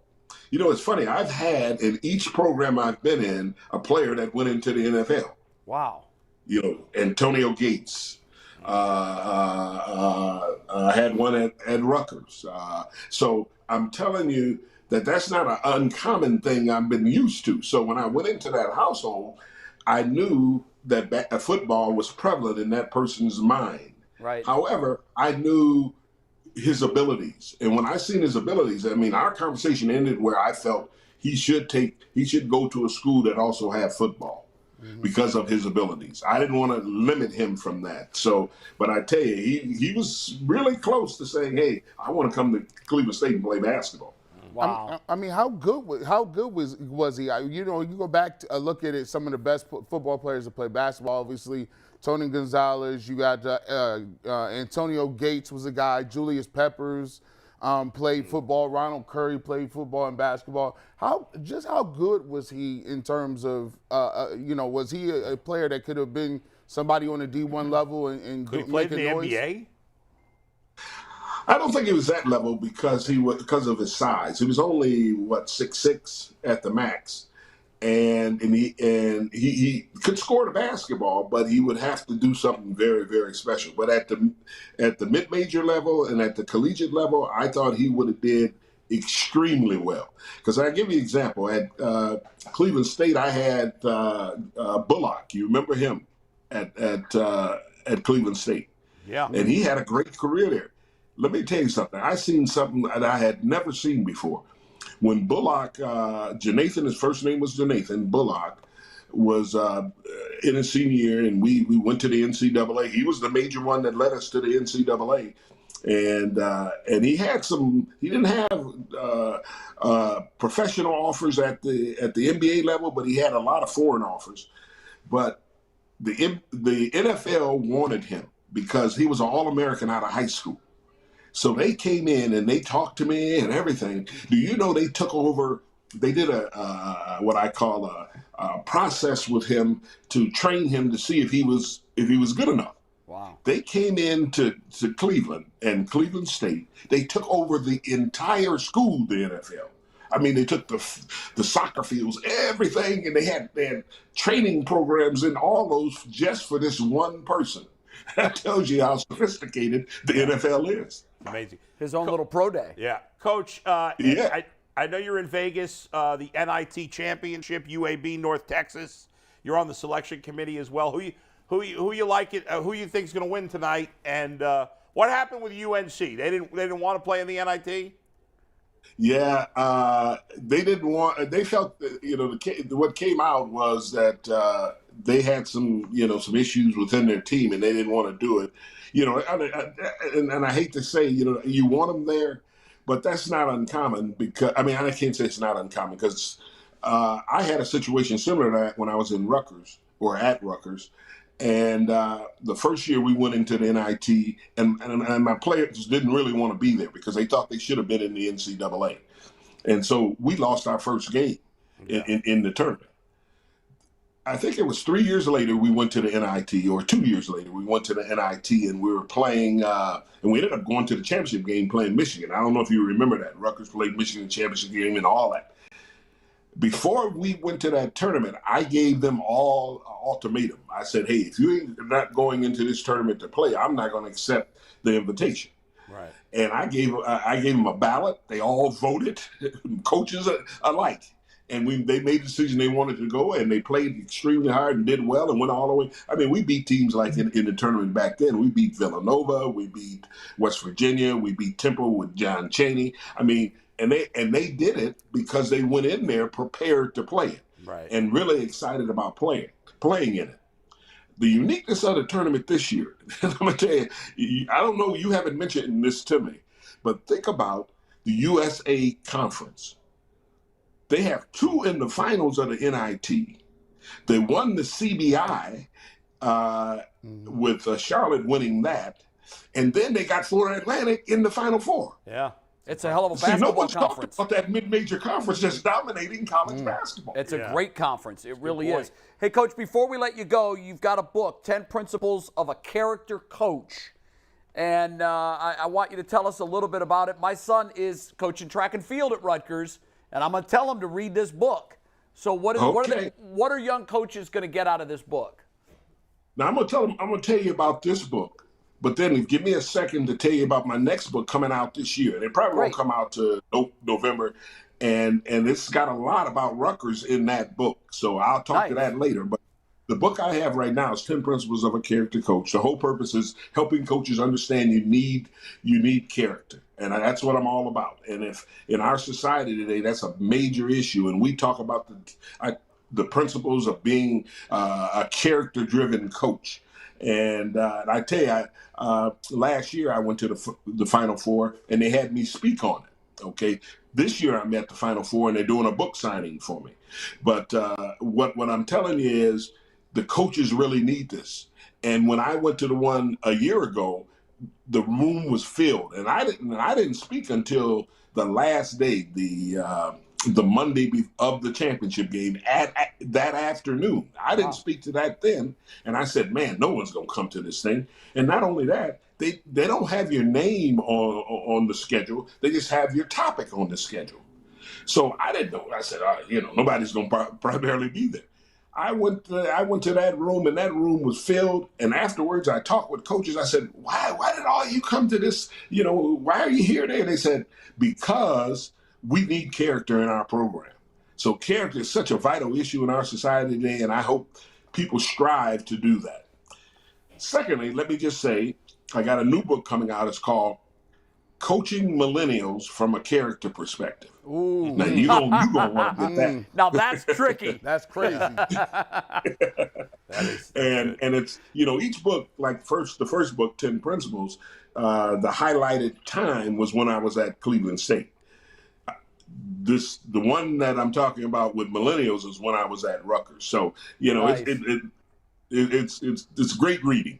Well, your kids always graduated. You always had character kids in your program. And look, that's one of the most important things parents should be thinking about in the recruiting process. I know the kid makes the decision, but the parents want their kids to be with a character individual that's going to not just grow them as an athlete, but also as a person.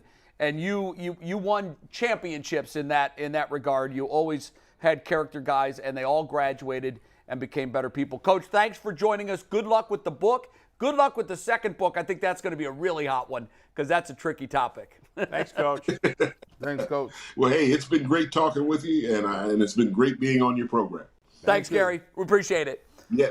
Take care now. A very familiar face to basketball fans here in Cleveland. Yes. And as I said, the winningest coach in Cleveland State history. It's interesting with these other tournaments, the NIT, and now they have the CBI thing. It's like it's kind of like the bowl games in college football. Like sometimes you look at a game, you're like, well, that team's better than that team, but you don't know what a team's motivation is going into these games because you can't play for the highest championship in that. Yeah. So I would think as a player, like, I would want to win, even if I'm disappointed that I'm not in the biggest tournament. If I'm playing, I want to win. Especially if I'm North Carolina, I want to prove to everybody that we did belong in the big tournament. And, not that there's any joy in saying, we're number 69, because, that's essentially what you're saying. You're not better than any of the teams in the tournament. At least that's what the committee thought. But, my gosh, you don't want to lose that tournament. No. Because then you just make did everybody. Rutgers play in there? Because obviously if they did, they lost. I don't. They were pissed. Rutgers played, had a home game, and lost in the first round. Didn't want to be there. They thought they were worthy of being in the tournament. Yeah. And they felt snubbed, and they went in with the wrong attitude, and they got doinked. My coach used to always say, look, you never know when your last bucket is going to be. Like, some of these dudes ain't going to the league. You don't want to look up and regret that. Go play your ass off. Play to win. I know it's a very different story, Division I and Division III, but when I was in college and I would, do play-by-play for the games at Brockport, there was a couple of years where we didn't make the NCAA tournament. And Division III, it's very hard to make the NCAA tournament because there's so many teams. Right. Way more than in Division I. And, they still only take 64 teams or whatever it is. I think it's 64 in Division III. Correct. And it is. Yes. But there's way more teams in Division III. But there would be a couple of times. I don't know if you guys did this. There probably was a version in each. There's the NIT version of it. It was like it wasn't called the NIT, but there was like a local tournament we always had fun. You want to win. Sure. If you have a chance to play, go ahead, Mike. Yeah, we actually played in that twice during my time at Emerson. ECAC also, maybe. The ECAC, yeah. That's exactly what it was. Yeah. Also, 3 UNC starters transferred after the season, so they clearly had no interest in playing again. Yeah. Right. It is 12:20, which means it's time to remind you guys that the 12 o'clock lunch hour of the Ultimate Cleveland Sports Show is sponsored by Colleague Racing, the official NASCAR team of Northeast Ohio. And now it's time to talk some Browns, and our Browns talk is brought to us by Lincoln Electric. Looking and hiring for great jobs. They are the region's leader in manufacturing and welding. Lincoln Electric. Check them out. Very good. We've got. How do you want to play this? You want to go right into Browns, do this Brown stuff, and then we're gonna do some Brown stuff. Yeah, and I'll set it up here. At the owners' meeting this week, Jimmy Haslam was asked essentially if there is a playoff or bust situation here for the coaching staff and a lot of the players on the Browns. And he said the answer in an elongated fashion, so I condensed it into a shot here so that we take it full here. But essentially what he said was, and this is Jimmy Haslam, I think that we have expectations to go to the playoffs, but I'm not going to say if we don't make it, XYZ happens, because that'll be the headline tomorrow. Listen, the AFC is tough. You've all been around. Our division is tough. But he went on to say the expectation is certainly the playoffs. Yeah. Knowing what we know. Yeah. Can I run that through the BS translator? Yeah. You're getting fired if you don't go make the playoffs. It's a non-ultimatum ultimatum. I mean, well, I don't even look at it that way. He said, I'm not going to say you're getting fired if you don't make the playoffs because that will be the headline. Right. He didn't say, I'm not going to say that because that's not true. Right. I would say, listen, first of all, the caveat you always got to say is you never know with Jimmy because he does his own thing. I would think there are, like, let's say there are 100 scenarios that the Browns don't make the playoffs. 100 different things leading to the Browns not making the playoffs. I would say there's 5 to 10 of those things that they could not make the playoffs and maybe you'd still keep them. Right. Let's say the Browns won 10 games and lost a tiebreaker to lose that last spot. Are you firing the coach off of that? Probably wouldn't. Probably not. I think he can survive. I think others might be in trouble. Let's say the Browns are 9-3, and then Deshaun Watson gets hurt, misses the last 5 games, and they don't. Like, there are weird scenarios like that. Yep. But outside of those things, like, if they just are not good this year, he's out. Yeah, he's gone. I think, and everybody's gone. I think if they win fewer than 9 games, like if you're 8-9, oh my God, and you're taking a step backwards, I think that's you want to continue. You want to be going in the right direction. And this program was going in the right direction, and then it went down twice. Yes. Now so I gotta have improvement. He's right. The AFC is extremely tough. We all know this. This is as good as the I think there's a bigger differential between the AFC and the NFC than we've seen in a long time. I would agree with that. The AFC is very tough. Yeah. There's no guarantee, even if Watson plays great, that the Browns are definitely going to make the playoffs.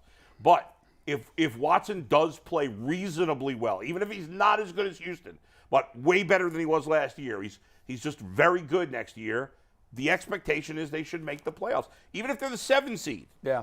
They got to be in. At the very least, they have to be in the hunt, minimum. And legitimately, not like the 12th team on the board because they're 5-8. You know what I mean? I think if they don't make the playoffs, there's a 90% chance everybody's gone. This is why I was told talk about new coaches. Yeah. New coaches, when they come in, they have this false sense of security that they got 3, 5, 6 years to come in, turn everybody over, get their quarterback. You don't have time for that. Like you got to win and make progress on the fly. And my mom used to always tell me, like, we used to have these intern report cards, and she would be like, it's always easier to start well during the semester than starting bad and trying to make up those grades, because you have very little room for error. If you only got 2 tests, you got a final and a midterm, right? And you got some homework to turn in a paper. If you bomb the midterm, you got to be perfect on the paper. You got to be perfect on the homework. Just to get up to a C. Just to get to a C. Yeah, it's like a grade point average and a batting average. And now you see the Browns, and they're like, well, wow. The fans are like, well, where is this pressure coming from? Why is this urgency? And we're like, well, listen, you didn't draft well. So pretty much you had to spend all your free agent dollars in fixing the things that you didn't do well. You didn't draft, so now you got to fill those holes. And now your cap is a certain way, and you don't have room for error for injuries. So it's like, yeah, we only got 1 line of players. If they get injured, now we got some guys coming in. It's too much to be doing in 1 year. That's why when people say on Twitter, yeah, but you can't get too excited because you can't do everything in 1 year. I say, yeah, I know. but you punted last year. So Well, you got it. yeah. You got it. I always suggest spreading things out and making incremental moves to get yourself better into a point where, hey, I don't got to have that much pressure. When I look at the Browns, I see a roster that is, in my opinion, is capable. It doesn't mean anything. Listen, anything's possible to the extreme. I think the realistic scenario for the Browns, the realistic best case scenario, is they're the 4th best team in the AFC. To me, that's the realistic. That's the high end. That's the realistic best case scenario. I would agree with that. They could be even higher than that, but that's a minuscule chance. But somewhat reasonable best case scenario to me is they're the 4th best team heading into the playoffs. That doesn't mean they couldn't go to the Super Bowl if they were, but whatever. Right. And to me, the roster, they should be no worse than the 8th or 9th best team. Now, you could say, well, that's not good enough, 8th That's or not 9th. on playoffs. But I I'm don't saying, agree like, with that. I don't agree. I Top think 4. Top 4 is not their city. If everything work out well, I think they could beat the Bills, and I think they can beat the Bengals. I don't. Okay, I'm just telling you right now, like going into the season, there's no way, like anything's possible. good money's going to pick them But- at best 4th. Good As the money. because Could they? Yes. I can't pick Deshaun Watson ahead of Burrow and Allen right now. Those guys have played great, and Watson hasn't for 2 years. And it's not like the Browns have this major advantage in other spots. There are some areas in the roster they have advantages over those teams, but not enough the rest of the team that I could say, well, so if you're, I'm just saying, of course it's possible. Browns could be the number 1 seed next year. Anything's possible. You're saying it's not likely. I'm just saying of the likely scenarios, the Okay. things that I think are a 20% chance the or better Vegas of happening. money is going to have them Is no between higher than 4th. the 4th and 9th best team, And I think that's I fair. think their highest scenario is they're the 6th or 7th team in the AFC, which is good enough to make the playoffs. The roster is good enough to make the playoffs. If they don't, again, outside of another Deshaun injury, a bizarre tiebreaker have where to they look win at the 10 circumstance. games, outside of those slim circumstances, there's no excuse. If Yeah. they finish 8-9, 9-8, and they're healthy, I want everybody out. I want the coach out. I want the GM out. I'll keep Schwartz and Bubba because they're here the first year. But I want the head coach and the GM the hell out of here if they don't make the playoffs. Yeah, or and- pretty much. Like you said, it is, you got to look at it. You got to see what happens. But I think the crazy thing is, G. Bush, when you say I disagree with that, the Browns last year, I always say this, the gap was too big between their low and their high. Remember, they beat the Bengals handily at the end of October with a backup quarterback. When I look at that version of the Browns, I say what you just said. Hell yeah, they can beat the Bengals. Hell yeah, they can be top 2 or 3 in the AFC, because that's the team that we need to see. The problem with the Browns is it was like this. Well, and I think it was too up and down, and I know everybody's up and down. Everybody, but you can't beat the team who's running for the Super Bowl 2 years in a row. Right. The Bengals were right there. Right. And then lose to the Jets and the Falcons in the manner that you did. But that's the thing. That's the difference in the good teams and the bad teams is even the mediocre teams, except for maybe the worst 3 or 4 teams, even the mediocre, below average teams, they'll have a couple of games like the Browns did where they look great, and you're like, well, why can't it? But the teams that are great play that way consistent. Not every game, right? But Look at more often than not play at that level. When you look at the Chiefs and the Eagles' low points last year, they were acceptable. The Eagles' worst game of the year, they won. Now remember, they almost lost to the Colts, who were widely regarded as the worst team in the league. Yeah. They almost lost to them. They played a terrible game, but at the end, they found a way to do what winners do and pull it out. And the Browns found a way to lose those games. The Bengals lost to the Browns. Was their only bad game really all year? I know it was. And Every you know other what? game they lost was a field goal game. 2 years ago, it was almost exactly the same Exactly. thing. I look at those great teams, and one of the things that great teams do is they lean on their players, right? Time after time, I see teams that come into a game and they say, you know what we're going to do? Stop it. They lean on those players. Those players get targets. Those players get carries. Those players are a focal part of what they want to do. When I see the Browns, it just sometimes seems like they're just trying to mix it up, and like they want to have such a nice blend of run and pass and everyone gets touches. No, there's a reason why everybody don't get touches, because those people are open for a reason. They want those people to touch the ball. Harrison Bryant catching the ball over the middle for a 5-yard stop route is not something that is optimal. They need, to me, everything hinges on what the hell this playbook looks like. Because for me, Kevin Stefanski, and a lot of people, Jason talks about it all the time. I think the offense will look tremendously different. Well, I ain't seen that. Like, I can't just imagine that you go from a running team with all these tight ends and play action and boots with Baker Mayfield and Jacoby Brissett to a vertical passing game. But what choice did you have? They didn't have the quarterback to do that. But I'm not saying that they shouldn't have. I'm just saying I don't know if Stefanski is capable of coming up like, oh, well, now we pass the ball. Where's that coming from? We haven't seen that. Well, because we haven't seen it because you haven't had the quarterback. That's we did his first year, though. His first year, we loved the offense. Remember? Them bootlegs, that's fine and dandy. Like, there's a lot of stuff that his playbook to me, and this is my MO on him, he is great at coaching medium to above average people, right? Because what he calls is going to eliminate all of the throws that you have to make as a primetime guy that you can't. He eliminating those. He's going to make everything easy. He's going to make it easy and nice for you to see.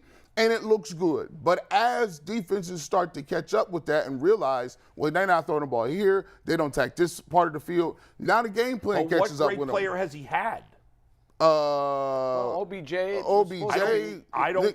To me, OBJ is not a great player. Coming in, supposed to be. Well, he was at the time. No, he wasn't, because he hadn't been good the last 2 years before he came in here. He was a hell of a lot better than he played during his time in Cleveland. Not his last 2 years. He was better his last 2 years in New York than he was ever in Cleveland. I think he was. You have to look at it like this, man. Like, he had Nick Chubb, great player. Nick Chubb played great for him. Odell Beckham Jr. was definitely a great player coming into Cleveland. We were thrilled. We were, but he wasn't great the last 2 years. He's been hurt. Well, injuries, okay. And he was hurt when he was here. But here's the thing. This is why I always go back to the video. Yeah. Amari Cooper had a great year. Here's what I always go back to the video. Yeah. When you see, that's why everybody was confused. I said, you was mad at Odell Beckham Jr. for showing, I was open here, you overthrew it. I was open here, you underthrew it. How is that Stefanski's fault? But here's the problem. Stefanski's fault is this. He should have came in and said, I've said it 100 times. Yeah. Get in front of the mic and say, look, I got to get this man the football. I got to do this. Well, when you have a quarterback that's not very good and a wide receiver who doesn't run the proper routes, it makes it tricky. That's it. That's the answer. He wasn't where he was supposed to be. He was open, just not where the quarterback was looking for. I look at it like this. The reason you are here today, six games to figure out what you're going to do, is because you need to understand that I had Kareem Hunt, I didn't use him. I had Nick Chubb. People talk about not giving him the ball in certain downs and distance. You can say Odell wasn't that good, okay. But Come on now. That's not fair. What do you mean that's not fair? Kareem Hunt was a number 2 running back. How much did you want to use him? He didn't even play well last year. You got to understand, Bull. He wasn't that good. You agree with that? We always talked about Kareem Hunt not – we said, can you use him in the same backfield?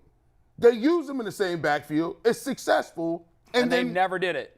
No more. We never saw them together. The bottom line is for the bottom line is for a second running back, Kareem Hunt touched the ball more than most second running backs, and he wasn't playing that well. He wasn't as good last year. Stefon Diggs had problems with Stefanski.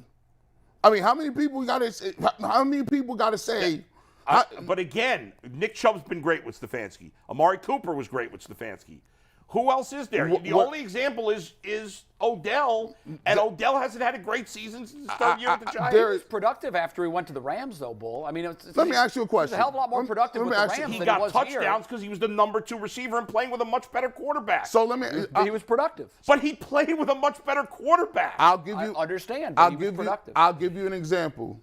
People kill Freddie Kitchens. Yeah. Freddie Kitchens' numbers with Odell and Jarvis is better than what Stefanski's was. 1,000 for Chubb, 1,000 for Odell, 1,000 for Jarvis, 500-600 almost with Njoku, but he was garbage. So if you gonna say, I'm just saying. I don't think. First of all, Jarvis is not a great player. Jarvis He's was not a great player. He wasn't a great player. Jarvis was not a great player when he got here. No, he was a good wide receiver. He's not a great player. Jarvis, What was his number? Didn't he have? He was Jarvis the first Landry, guy to have 6 straight seasons of 85 catches. Jarvis or Landry like that. had Hall of Fame numbers. No, stop. Come on. I'll bring him out. When he started his career, I can't remember what the stat was. You might be able to see it when you look at his Hall line. of Fame. You guys are out of your mind. I believe he had. Jarvis Landry was good. I'm looking at his He was numbers good. right now. He has not had a single Hall of Fame season in his Rip off career. his yards and catches for his years in Miami. Zero Hall of Fame number. Look You at guys these. ready? Yeah. G, I got you. Hall of Fame's a stretch. Zero. But He's there, not Hall of Fame. He's good, not Hall of Fame. Good, right. That's what In I said. 2014, 84 catches for 758 yards and 5 touchdowns. okay. In 2015, 110 catches, 1,157 yards, 4 touchdowns. In 2016, 94 catches, 1,136 yards, 4 touchdowns. In 2017, 112 catches, but only 987 yards and 9 touchdowns. And then he came to the 9 Browns. touchdowns, though. Zero Hall of Fame season. So those are 4 really Hall good of seasons. Fame So you name me. Not a Hall of Famer. Hey, okay, I'm gonna ask you a question. Yeah. Name me another Cleveland Brown. I already know the answer to it. That got 100 plus But that's catches. a whole different conversation. No. You said he was on a Hall of Fame track. Now you're changing the argument. He had more catches in his first 5 years than Hall of Famers. He came out 84 catches as a rookie. You don't go to the Hall of Fame based on just catches. He had 9. So 9. He did not have any Hall of Fame seasons. Are None. you listen? None of those seasons were Hall of Fame seasons. If you look, listen, you talk about 84 receptions, 110 receptions, 94 receptions, 112 receptions. If these, You're just giving one stat. Well, None he of had those back-to-back 1,100-yard guys, seasons. did he have a single Hall of Fame season? no, I don't think he did. When you say classify Hall of Fame seasons, what I'm saying is None of them were. The start of his totality of his career. It was on a trajectory. If he keeps that pace, He would never been a Hall of Famer. Come on now. if you keep getting 112 catches, you sure you will. Not if you have 1,000 yards and 4 touchdowns. He You had don't go to the Hall- back-to-back seasons You know how many of- receivers of have 1,100, though. So- Bull. so 1,100 is not. You know how That was good when you there were 16 games. I'm losing it, Mikey. That Help wa- me that here. wasn't 17 listen, games. I don't know what to say anymore. I will come to he both had defense 0 on this. Hall of The Fame Hall seasons. of Fame is not. I think that might be a little hyperbole. 0. However, Good player, not a great player. You know Come what? on. Call up just What he do is first fun. What were his numbers with Freddie Call Kitchens up Chris the first Carter's stats and look at the first 4 years of his career. What? Well, what hold was- on. I wanna and add- what I is wanna Ja- add two and things what- in here and real Jarvis quick. do nothing with New Orleans. He's injured. He's out of football, basically. He No. had in 2019, and Yeah. was that Kitchens? Yeah. In 2019, he had 83 catches, 1,174 yards, and 6 touchdowns. Okay. That's Good very Did good not season. crack 1,000 yards again with Cleveland. Did he? No, he did did not. play all the games? He played 16 games that year, yes. In what? No, in 2020 and 2021. How many games did he play? He played 15 games in 2020 and had 840 yards and 3 touchdowns, and 12 games in 2021, 570 yards, 2 He touchdowns. didn't play. He started getting hurt, and now his career's basically over. Good player. And I want to Odell add was a one- great player with the Giants until the last 2 years. Yes. I want to add one context here. Yeah. Because I do think this is important, and he does have a ton of catches. There's no denying that. Yeah. But his yards, which does make a difference, he never ranked, and unless I'm looking at it incorrectly, which I do not believe, never ranked in the top 15 in Yeah, receiving there's yards. no. this He season. was not even close Okay, to being a Hall now, of now, Famer. just to because we know Chris Carter was a Hall of Famer, and this Yeah. is unfair because he got cut by Philly. He had a drinking problem, but to start his career, Chris Carter had 5 catches, 39 catches, 45 catches, 27 catches. Who cares? So, I'm talking about how many Hall of Fame seasons did he have? Now hold on. Yeah. I said to be Yeah. fair, those were not his Hall of Fame years. Yeah. Clearly. Yeah. When he got released by Philadelphia, he completely turned it around. He had 2 seasons of 100 catches. 2. Okay. He had. First of all, it's a bad comparison to begin with because the era is different. Now you have guys putting up much bigger passing numbers because there's much more passing yards. I do stand Sure. corrected, by the Yeah. way. I want to correct myself. I lied. I'm sorry. He did finish 10th in receiving yards in 2016. He was Guys 10th. that So hand up. guys my that bad, had my one bad. top 10 season in receiving yards don't go to the Hall of Fame. No. However, when I look at Chris's career, he Yeah. had 4 years of over 1,200 yards. Right. Jarvis had 0. No. Right. But after that, Yeah. he didn't have. He had a 5th where he had 1,100 yards.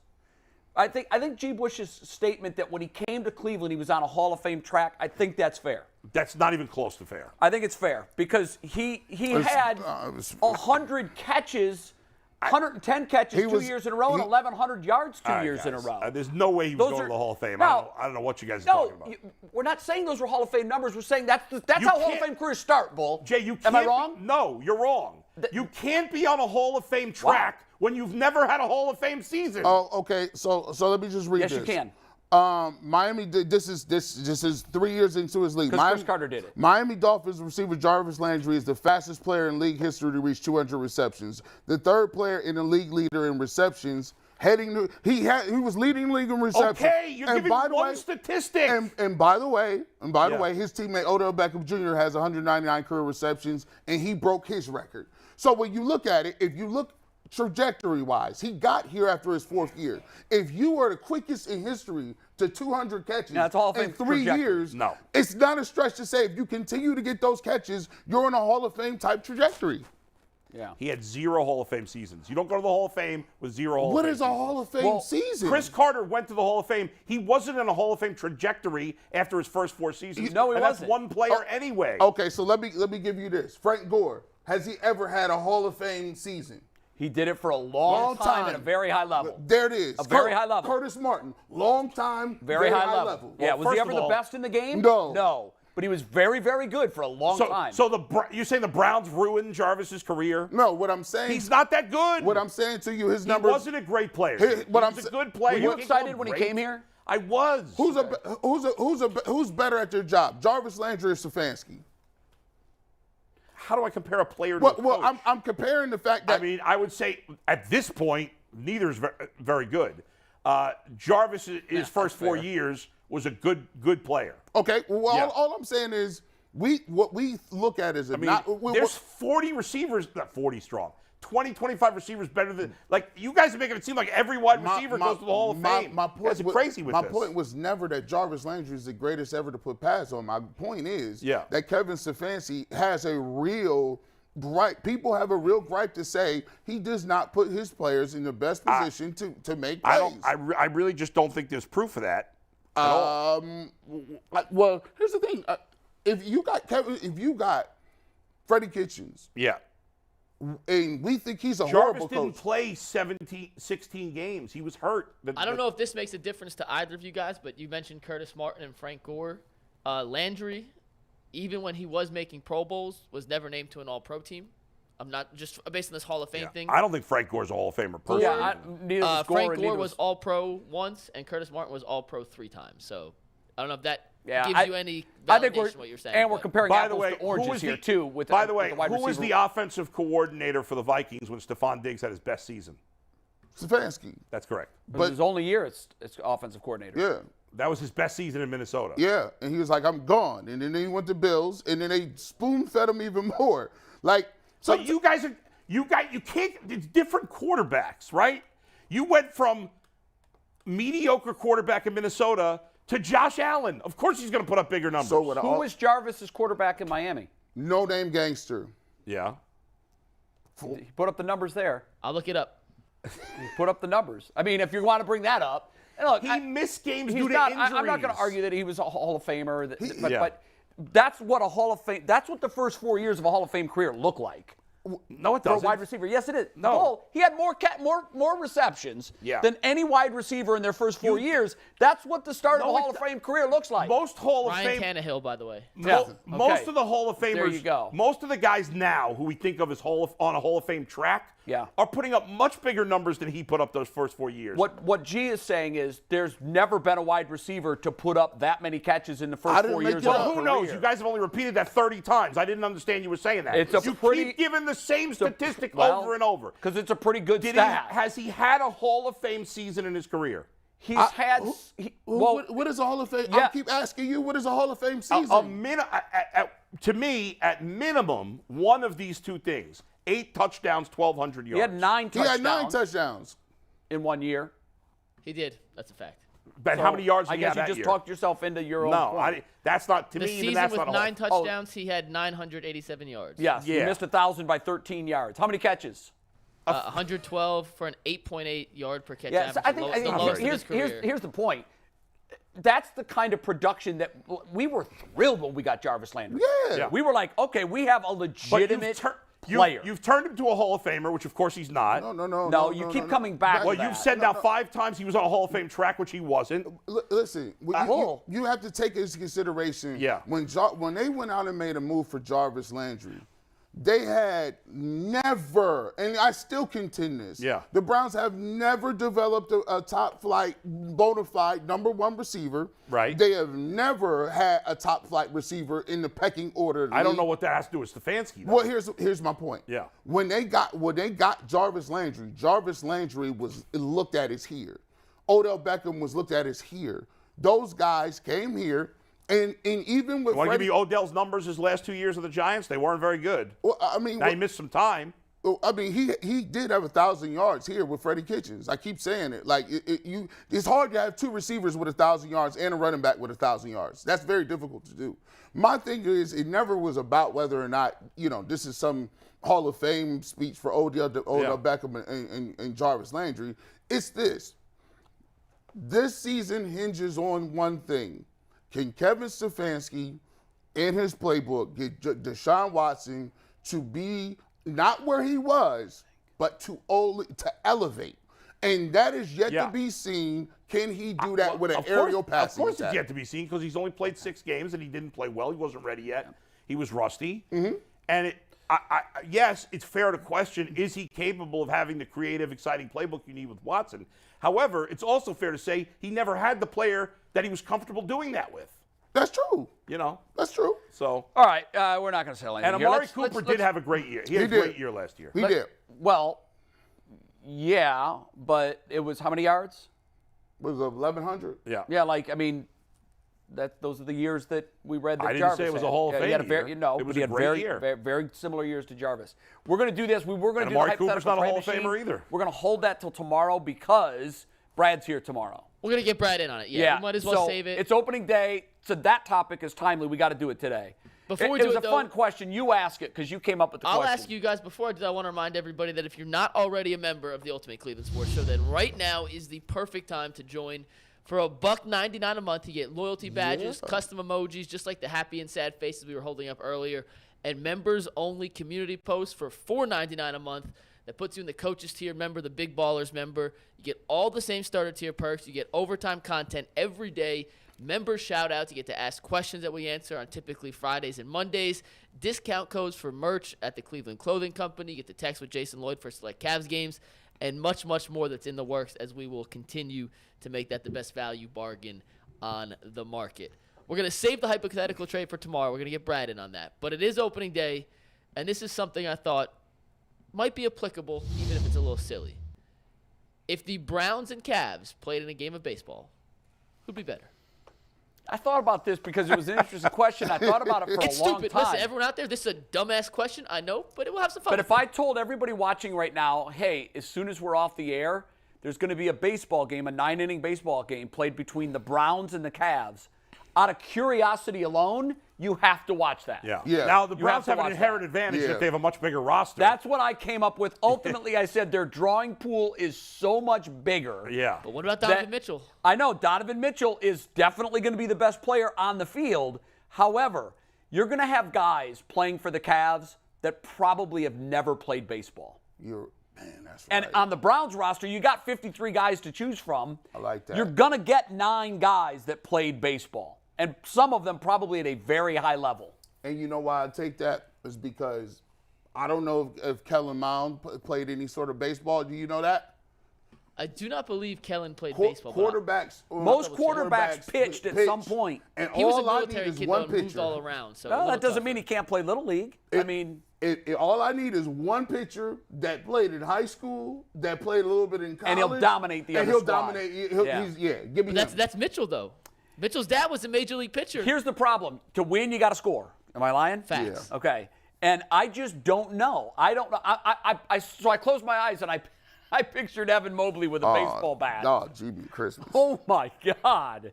Like, Jenny Osmond playing baseball. Who knows? I don't know. I would It's a big pay to strike see zone. it. I would pay to see it. Lamar Stevens just up there, just flailing away. Rubio's probably never played the game where he grew up, so we can scratch him right off the list. Now, Donovan's going to dominate the game. He's going to be very, very good. He'll be the best player. I don't think there'll be much. But I think Myles Garrett played baseball, didn't he? He did.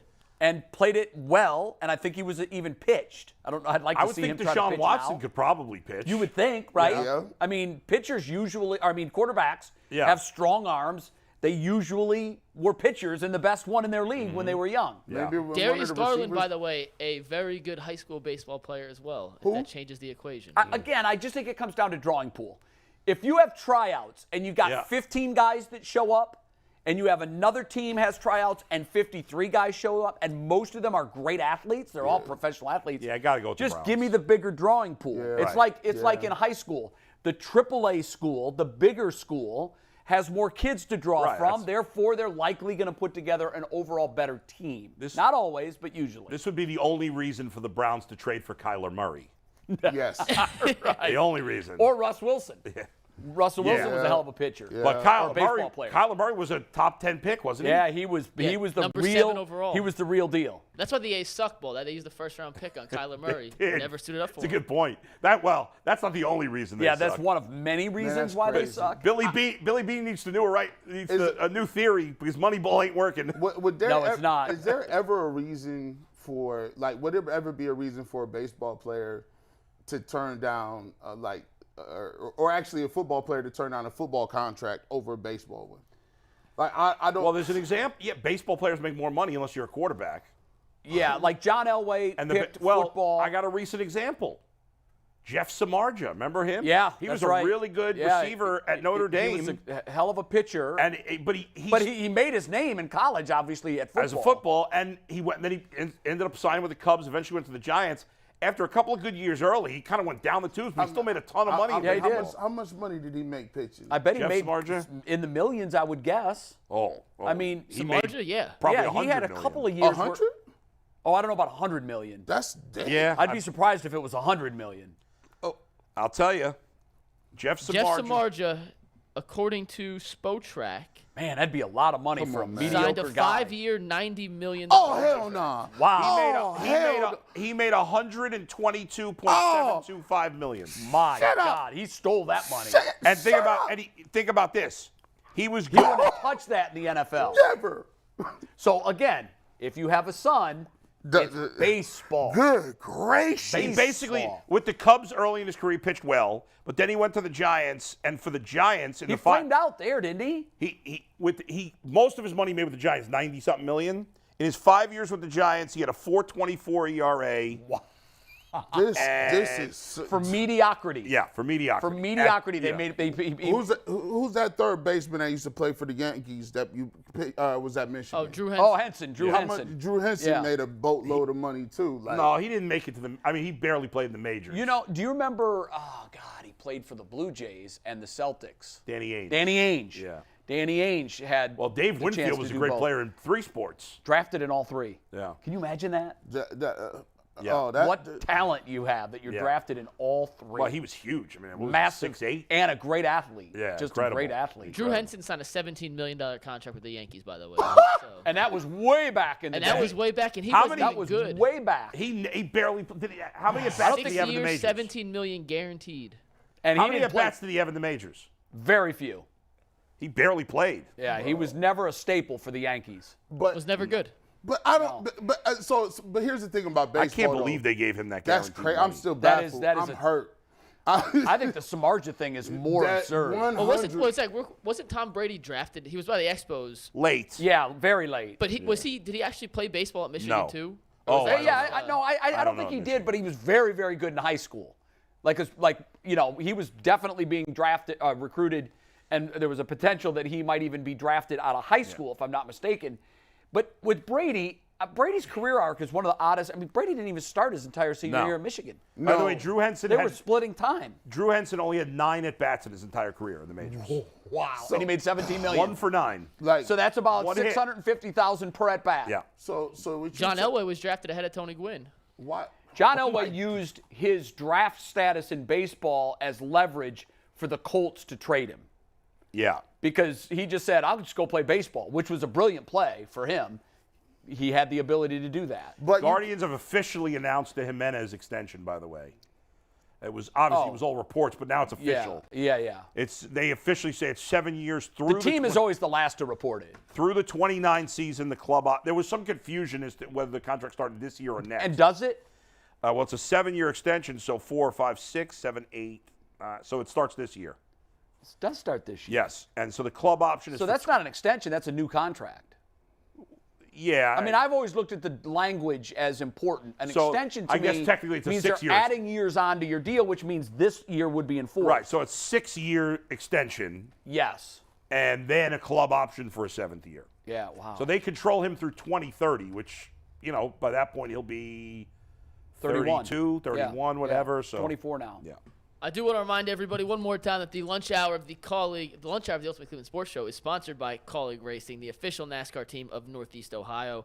I have a super chat to read real quick before we get to one last look at tonight's opening day game for the Guardians. Damon says, I believe Bull lost some brain cells when he shaved his beard. His IQ is higher when he has the beard. Bring it back, Bull. This new guy's Power a of the clone. beard. Power of the beard. But on the Jarvis Landry thing, I believe that's what I just don't understand. Jarvis Landry's not anywhere close to a Hall of Famer. I don't know what the argument No, is. he's not. But the first 4 years he had, to say that that's not the way a Hall of Fame career starts, I think that's what they're talking about. Yeah, just if That's the way a Hall of Fame career starts. not really. It is. No, unless he would have to get significantly better. And nowadays, but that's guys, what we talked about. That's but how the one starts. The great players now don't start with those kind of years. They start even better. The best wide receiver. Well, at no the one's time- done it. OBJ's first 3 years? No one's just done for it comparison? better. He broke OBJ's record on You're catches. picking one stat as if that's the only stat that matters. What's the big stat? You want the guy to catch the ball, move the receptions stick. is the biggest stat? You guys me, I want look OBJ's at- first I look 3 at- years just for comparison's sake? Yeah.